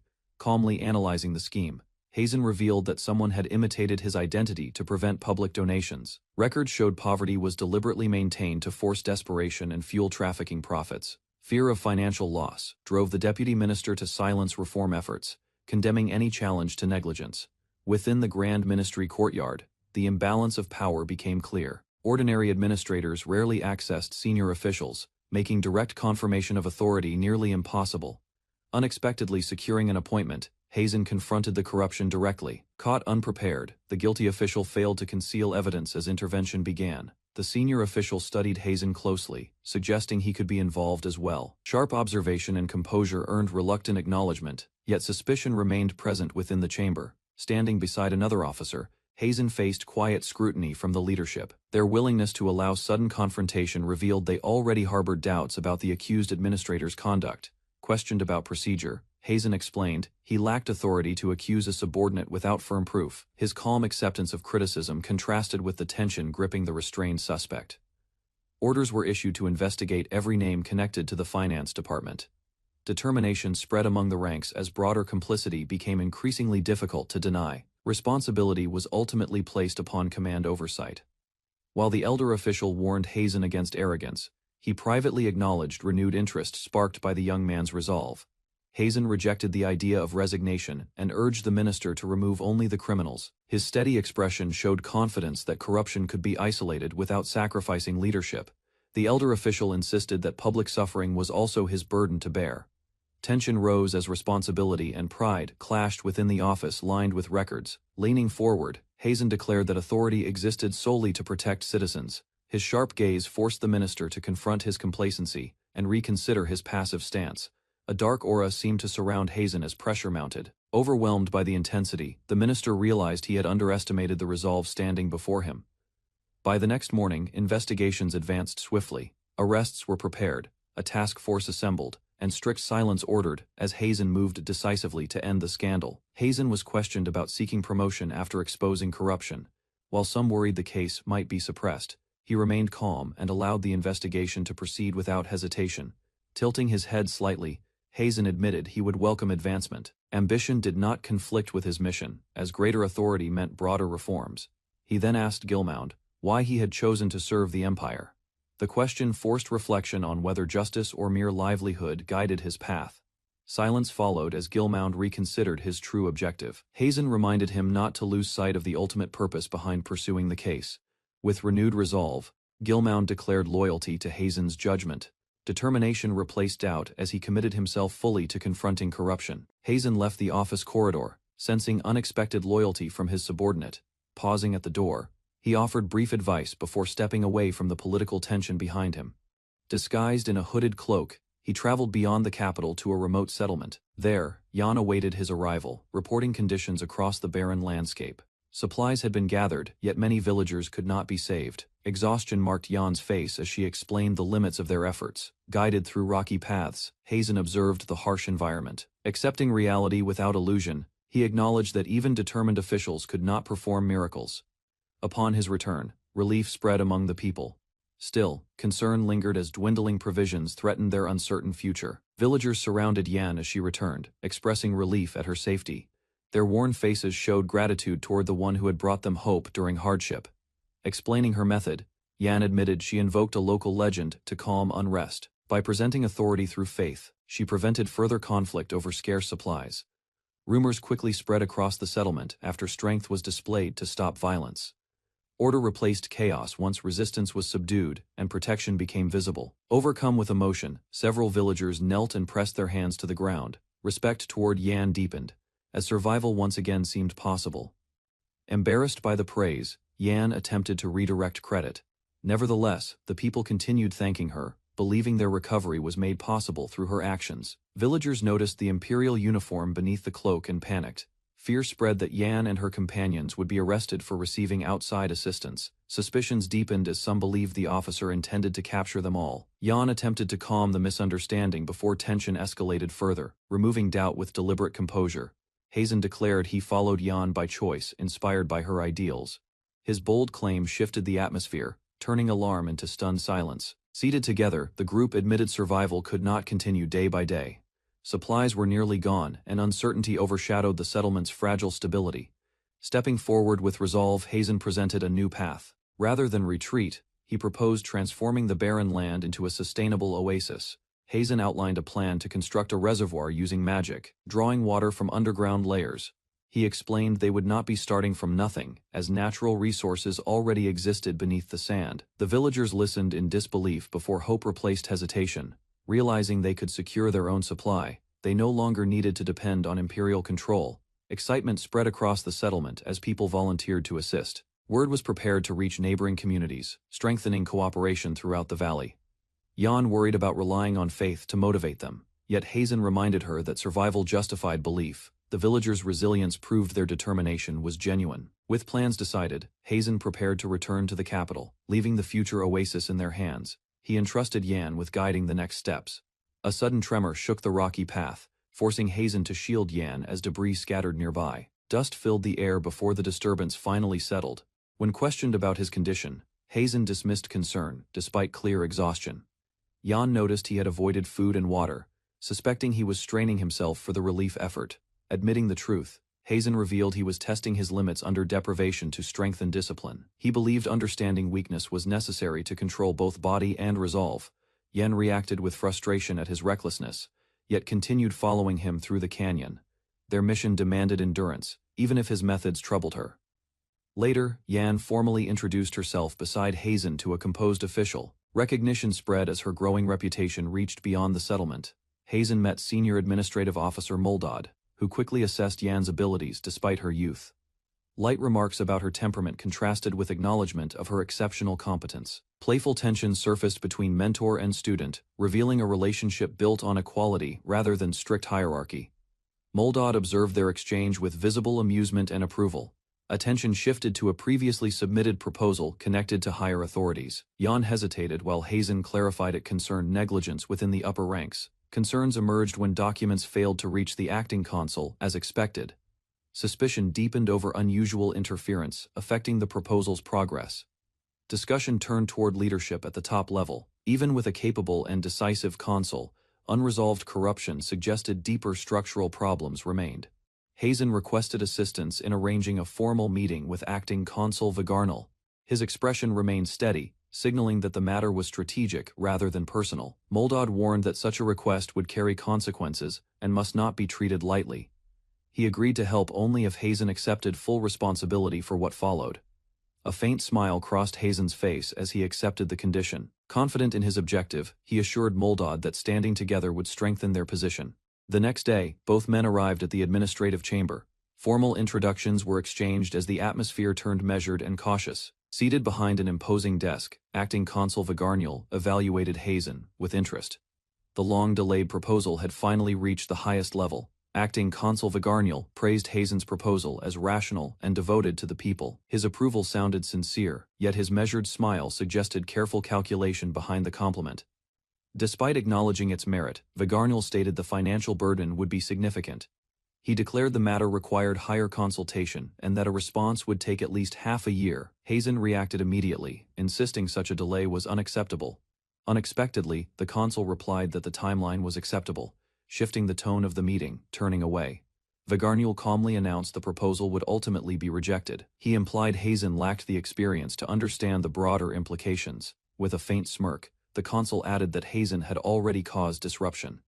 He promised to ensure the rejection personally, asserting control over the outcome. Vigarnial explained that the desert territory had once been scarcely inhabited before the Empire claimed it as a supply base. He emphasized Hazen's inexperience with the region's history. Settlers were permitted to remain under strict taxation, forming small markets that later resisted imperial demands. After suppression, they were allowed to stay through the emperor's supposed generosity. Addressing Hazen directly, Vigarnial argued that citizens must survive, but never flourish. Hazen concluded that heavy taxes were imposed deliberately to prevent local empowerment. Feigning encouragement, Vigarnial advised Hazen to treat the rejection as a lesson. His patronizing tone masked satisfaction at maintaining control. With calculated composure, Vigarnial reaffirmed his intelligence and authority. The message was clear: reform would not advance without overcoming him first. Hazen remained composed, recognizing the consul's narrow perspective, and preparing to challenge the authority controlling the desert's fate. Hazen faces two imperial officials inside a tense chamber. One reacts with anger while the other shows confusion at Hazen's sudden criticism of their governance and narrow judgment. Pressure rises as the older official questions the accusation. Calmly, Hazen identifies him as the acting administrator and states that the limited vision belongs to him, turning away. Hazen explains that flawed tax distribution weakens authority. Promises of mercy sound noble, yet poor balance prevents full control over regional stability. He describes farmland, swallowed by floods and declining harvests. Reduced revenue over the years reflects neglect, allowing surrounding powers to restrain the empire's river territories. Finally, Hazen asserts that border regions require security and order above prestige. Confronted with this reasoning, the administrator begins to reconsider his priorities. Hazen presents a desert development plan, outlining supply routes and controlled taxation. He argues that redirecting expenses and settling citizens there will secure new trade paths. The administrator mocks the proposal, insisting rainfall has not touched the desert for years, and calling the settlement idea unrealistic and detached from natural limits. Unshaken, Hazen calmly states that rain will fall. Shock spreads across the official's face as certainty replaces doubt within the chamber. He describes caravans crossing the sands, markets forming, and foreign trade expanding without heavy tolls. Prosperity, he claims, would replace stagnation and revive opportunity. Faced with unwavering resolve, the administrator warns that failure will not be forgiven. Hazen accepts the risk, prepared to stake everything on his strategy. The administrator laughs bitterly, accusing Hazen of overstepping authority and resenting criticism. Hazen remains composed, implying that exposed truths have unsettled him. Irritation deepens as the official turns away, struggling to maintain control. Hazen stands firm, allowing the tension to thicken without retreat. Suddenly, the administrator points accusingly, asserting dominance over his subordinates and rejecting any challenge to his command within the chamber. Hazen steps closer and sets a clear deadline of 2 months. He declares that results will force acknowledgement, leaving the official momentarily speechless. With calm confidence, Hazen concludes that narrow vision prevents understanding. The administrator watches in frustration as certainty shifts decisively beyond his grasp. Guards seize the administrator as he shouts in fury. Hazen remains still while another official restrains the outburst and removes him from the chamber. After the commotion ends, Hazen calmly states that unnecessary words were spoken in that office. The blonde subordinate collapses into despair, believing everything is finished. Overwhelmed, the subordinate reflects on his failures as acting administrator. He admits his methods required adjustment and recognizes truth in Hazen's criticism. Hazen leans forward respectfully, suggesting that emotion toward newcomers clouded judgment. The subordinate struggles to respond, conflicted between pride and acceptance. Later, quiet acknowledgement settles in. The subordinate concedes that relying on Hazen's proposal has become unavoidable. Hazen praises the blonde administrator's ability, acknowledging his merit as a superior. He admits he pushed forcefully because compromise would have diluted necessary reform. Extending a gloved hand, Hazen proposes cooperation toward a shared objective. The administrator questions whether trust can survive such confrontation. Confidence fills Hazen's expression as he assures stability. He states clearly that he never fights battles he cannot win. Elsewhere, celebration erupts among supporters who hail Hazen's leadership. Night falls over the city as excitement spreads through the streets. Later, in a quiet corridor, a man pauses before entering a room inside. A young girl watches as Hazen calmly continues writing. Focused on his plans, Hazen turns toward the anxious girl who calls him master. Fatigue shows on his face, yet he reassures her calmly and asks what troubles her. Inside the room she begs him to eat, revealing he has avoided meals for many days. Hazen resists at first but accepts her concern. Soon after, a merchant named Morkel reports at night. Hazen listens carefully as updates about progress and financial matters are delivered. Acknowledging the timing, Hazen warns that midterm results are essential. He instructs Morkel to remain prepared before stepping out toward the frontier. Under the moonlight, Hazen rides across the desert with a companion. Below the dunes, gathered forces wait around a fire as planned. Under the moonlight, desert leaders welcome Hazen's arrival. They express gratitude for coming to such barren land and question how he gathered so many followers. Their elder explains that only they understand how to survive the desert. They have endured hunger while protecting their herds, accepting hardship as fate. One by one, the tribespeople kneel and offer their loyalty. They declare willingness to devote everything to the Holy Maiden if it ensures survival. The young girl steps forward and refuses blind submission. She reminds the elder of an old promise and says she has a request meant only for them.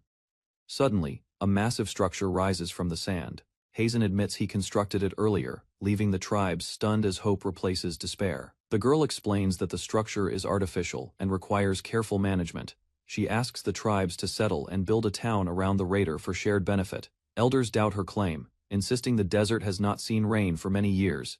They struggle to believe water could gather in such lifeless sand. Standing beneath the darkened moon, she declares rain will fall for several days. She reaches out and asks them to trust her. Silence breaks as the elder kneels in gratitude. Others bow deeply, overwhelmed by hope as they accept her promise. From afar, Hazen activates the mechanism carved beneath the dunes. Water begins to surge upward, confirming the miracle before their eyes. Hazen focuses intensely as energy gathers around him. Light flashes across his eyes, while the mechanism beneath the desert responds to his command. A vast magic circle ignites across the sand, releasing a towering pillar of radiance into the sky. The ritual activates with overwhelming force. The girl stares upward as the beam pierces the heavens. Tribespeople shield their eyes, noticing the moon fading behind forming clouds. Thunder roars across the desert as storm clouds swirl unnaturally fast. Rain begins to fall, and distant voices cry out in awe. Lightning spreads over the dunes while water pours down relentlessly. Hazen stands calmly amid the storm, watching the newborn city receive its first blessing. Rain lashes against the windows as Hazen braces himself against the frame. Inside, officials stare in disbelief, while outside the girl looks up at the falling water. A sudden force knocks Hazen backward into the storm. The girl rushes to him, clutching his body and calling desperately as rain pours over them. Through blurred vision, Hazen sees a distant winged figure above shattered ground. Regret weighs on him for unleashing something beyond control. Memories of that day resurface as the girl cries over him. His fading gaze reflects exhaustion while rain continues to strike their faces. Weakly, Hazen reaches up and touches her head. He questions her tears, lying in the downpour as thunder echoes overhead. Rain pours as the girl cries over Hazen, striking his chest in frustration. Despite her anger, she refuses to leave his side while he lies weakly beneath the storm. Exhaustion shows on his face as she scolds him for recklessness. Worry overwhelms her composure, revealing fear for his safety. Lightning flashes across the desert while figures watch from afar. Hazen slowly recovers, and the crisis begins to settle under the continuing rain. Hazen, a black-haired youth, calmly raises his gloved hand and proposes a price 600 times higher than the market value. Confidence shows in his expression as he calculates the outcome. Across from him, a wealthy merchant trembles, while golden coins fill his thoughts. Sweat runs down his face as the weight of the offer sinks in. Far away, beyond the dark sea once thought impassable, a monstrous creature emerges, threatening the land where a renowned mage once lived. The mage activates a massive magic circle, releasing a fierce beast. Soldiers scatter in panic as destruction spreads. Amid the chaos, the creature crashes down while people flee desperately, unable to withstand its overwhelming power. In a remote farming village, a hooded mage arrives, while several young men question him. Suspicion lingers, yet the mage remains composed as he observes the area stepping forward. He channels magic through a precise circle formed in his palm. Energy gathers and releases in a controlled burst, drawing attention from nearby villagers. Not far away, Hazen, a black-haired youth, manipulates small stones with steady focus. He studies their motion carefully, unaware that someone is watching his talent. The hooded figure approaches and evaluates the boy's ability. Interest replaces doubt as he recognizes rare potential hidden in the countryside. With deliberate movement, the mage demonstrates greater power and makes a firm decision to take Hazen away for training. The hooded mage raises a finger and proposes speaking with Hazen's parents. First, villagers react loudly, unsettled by his sudden authority. By evening, Hazen stands beside his mother as the mage explains the boy's rare talent. Doubt fills the room, yet the mage insists the city is where Hazen belongs. Night settles over the village. The mage instructs them to prepare, showing no urgency while securing lodging nearby. Inside a quiet house, he reviews documents and reflects on the region's recent illness, considering its cause with measured thought.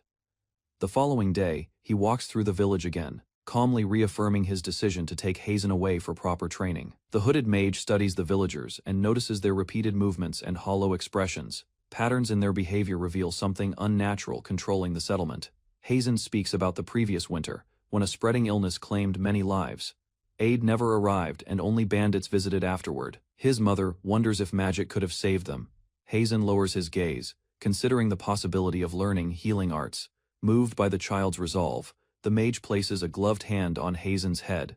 Satisfaction replaces hesitation as he confirms the boy's potential. Soon after, they leave the village behind, passing fresh graves beneath silent trees, beginning the journey toward a different future. Under strict guidance, Hazen continues training as a young mage.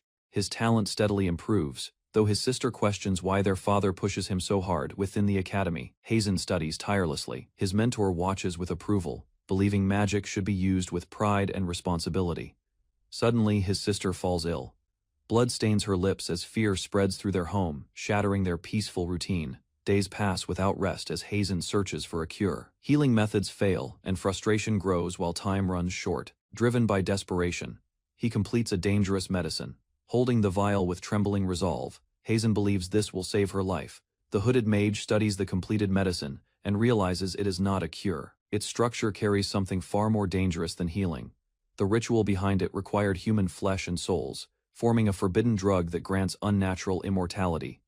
The potion is destroyed before it reaches the girl, leaving only the altered boy behind. Years later, Hazen holds a glass calmly, reflecting on what he became. Magic shaped him into something beyond an ordinary person. Sitting alone, he concludes that mages are beings who cannot die or age normally, forced to watch others fade away. When asked whether he once wished to save someone, Hazen lowers his gaze and admits he had intended to kill. Instead, seated beneath dim lantern light, Hazen reflects that perhaps he once wished to become hope for someone. The girl listens quietly as he admits that such thoughts may have been excessive. He gently presses a gloved finger against her forehead and tells her she has done enough for the day. The child looks up at him with trust before growing drowsy. As she falls asleep against his chest, Hazen shields her from harsh truths. He decides she does not need to know everything yet. Suddenly, a small demon bursts into the room, disrupting the calm with frantic energy. Hazen remains composed and orders the intruder to return to the underworld, restoring silence once more. As the child sleeps against him, Hazen instructs the small demon to seal a portion of her memories. He watches carefully, aware that tampering with recollection will change her future. The demon presses a marked key against her forehead, suppressing the presence of the fallen archdemon within her. Fear flickers across the creature's face, yet it obeys. Dark mist gathers in Hazen's palm as he presents a blackened key to a silver-haired woman. He tells her to keep it safe. Rain falls over the woman's calm expression as she accepts the burden without hesitation. Later, beneath dim light, Hazen wonders if erasing everything would truly bring peace. As the girl sleeps peacefully, it is decided that erasing her memories is unnecessary. For now, she does not need to know the truth, and her growth will come through learning magic naturally. In The Rain, the silver-haired woman questions why the key must be entrusted to her. Hazen admits he may not remain by the girl's side in the future. He reflects that one day the girl may walk a different path and even stand against him. Accepting that possibility, he resolves himself. The woman insists the key rightfully belongs to him, recognizing the burden it carries. Without hesitation, Hazen places the key in her hand, finalizing his decision. Inside a government office, a frustrated official runs his hands through his hair as heavy rain pours outside. He cannot believe that an unexpected event has disrupted his plans. A subordinate announces the arrival of a high-ranking inspector. The official quickly regains composure, forcing a polite expression despite his irritation.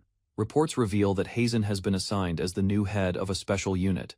His past actions have drawn attention from multiple departments. Feigning confidence, the official claims to support Hazen's promotion, though his tone suggests calculation rather than sincerity. Left alone, he smiles coldly, already considering how to manipulate the situation to his advantage. Two officials exchange calculating smiles, agreeing to use Hazen's weaknesses as a means to shape his growth and secure their own advantage.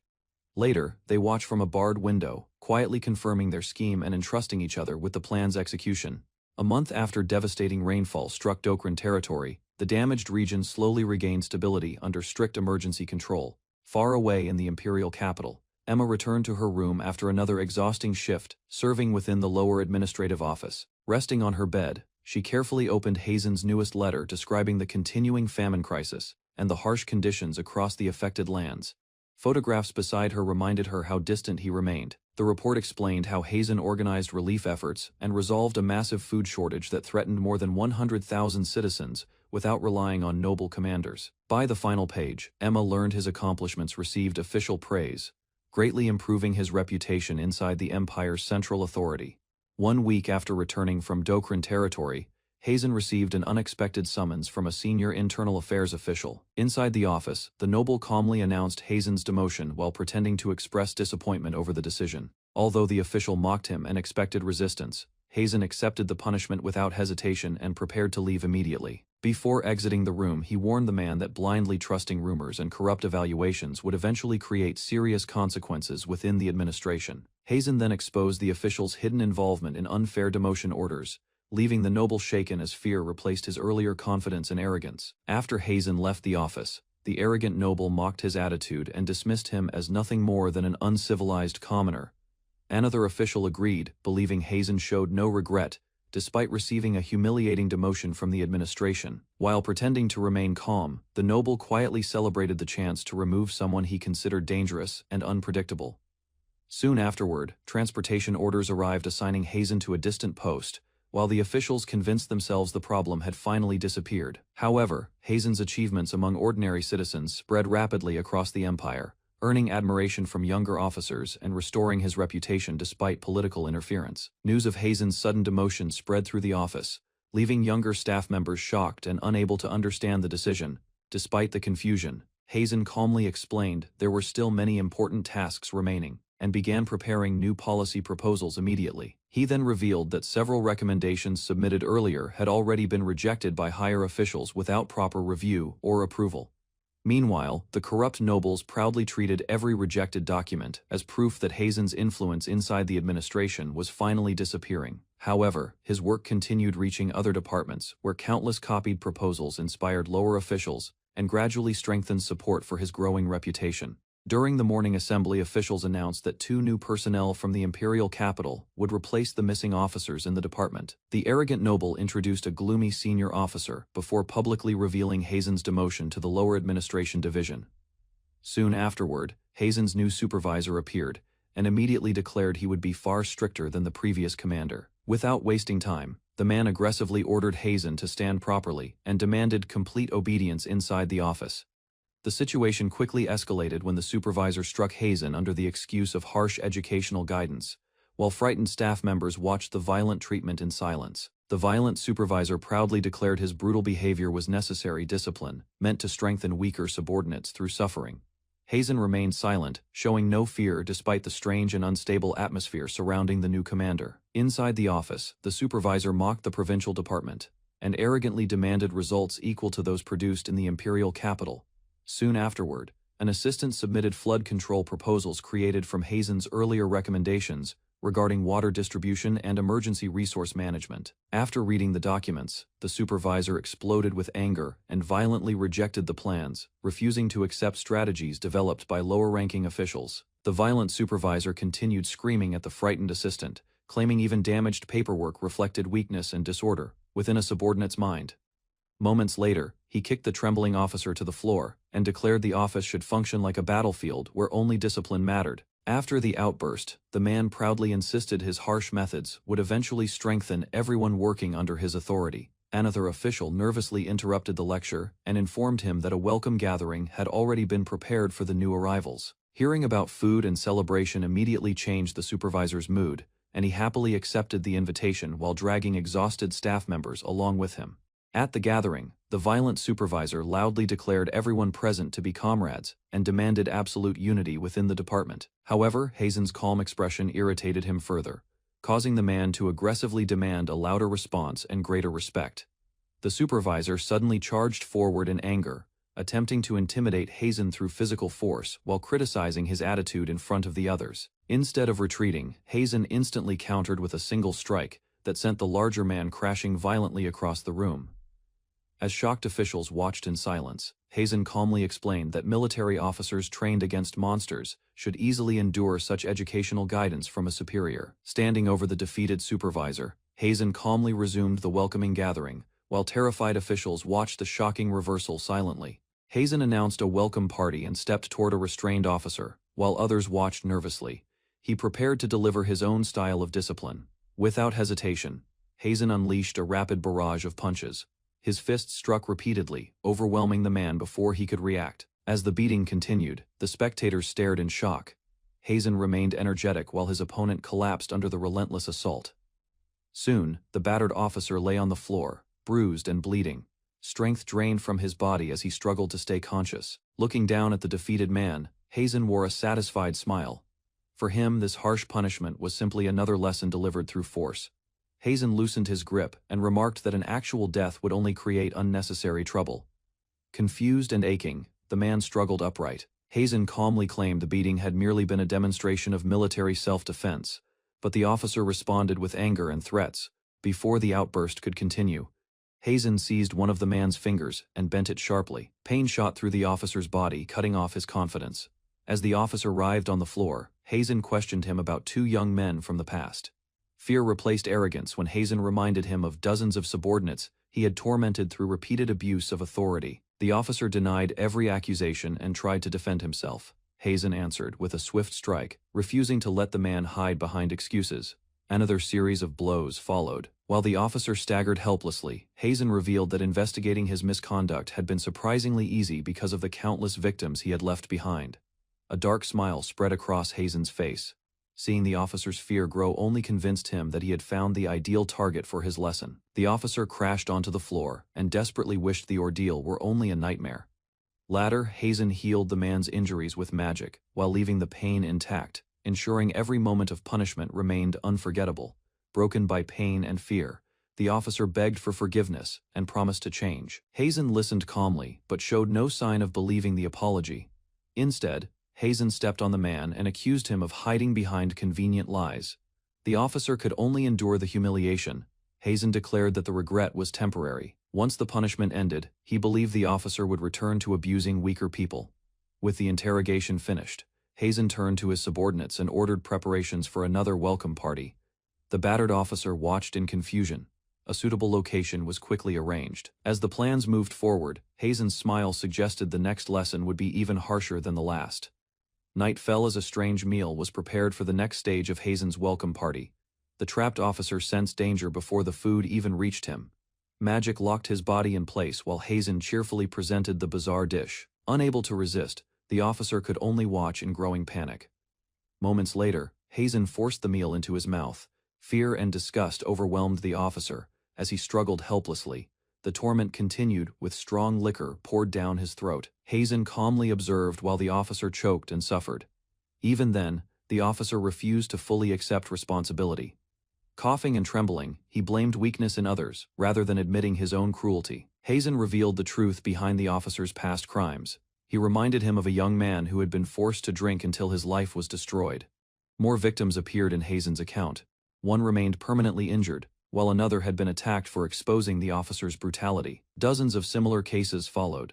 Standing over the trembling man, Hazen admitted that violence could influence people's actions and decisions. With a smile, he declared that the same method should be able to reform the officer as well. The lesson immediately resumed. Hazen struck him again and again, determined to force a confession and make him acknowledge the suffering he had caused. Curled up in fear, The officer begged for mercy and promised never to repeat his crimes. Hazen responded by reminding him of a victim who had once pleaded in the same desperate way. A faint smile appeared on Hazen's face as he recalled how those victims had been forced to express gratitude despite their suffering. He expected the same response now. Broken by exhaustion and pain, the officer hesitantly repeated the words Hazen demanded. Shame and fear overwhelmed his remaining pride. Finding the answer insufficient, Hazen struck him again. He coldly described the mercy already shown, insisting that the officer should be grateful for being spared. At last, the officer collapsed and repeatedly thanked Hazen, surrendering completely under the relentless pressure.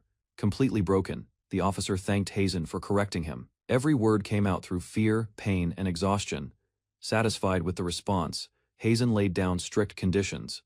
He warned that every future act of violence would be monitored and controlled. The officer immediately accepted everything. Convinced obedience was the safest path, he swore loyalty to Hazen and abandoned all resistance. Hazen formally addressed the humbled administrator and calmly declared that they would begin working together from the following day. The next morning arrived with lingering unease. While Hazen carried on as usual, his subordinates quietly wondered what had happened during the previous night's welcome party. The next morning began normally. Hazen casually thanked his subordinate for arranging the previous night's venue, leaving the others visibly uneasy. Soon, the former officer arrived with an exaggerated greeting. His strange behavior and sudden obedience shocked everyone, while Hazen treated it as completely ordinary. Hazen instructed his team to support the newly assigned superior and carefully check his work. No one dared question the arrangement. The man eagerly accepted every word and loudly praised Hazen's kindness. His complete transformation only deepened the confusion around him. Later that day, far away in a desert canyon, two travelers continued their journey. Unaware of the events elsewhere, they focused on their own destination. In the desert canyon, the group discussed their next move. Although concern remained, determination slowly grew among those who had been protected and trained. Memories of Hazen's help strengthened their resolve. Several members decided they could no longer remain passive and wanted to repay the support they had received. Soon, an Imperial supply unit entered the area. Rather than retreating, the group prepared to launch a counterattack and seize their chance to fight back.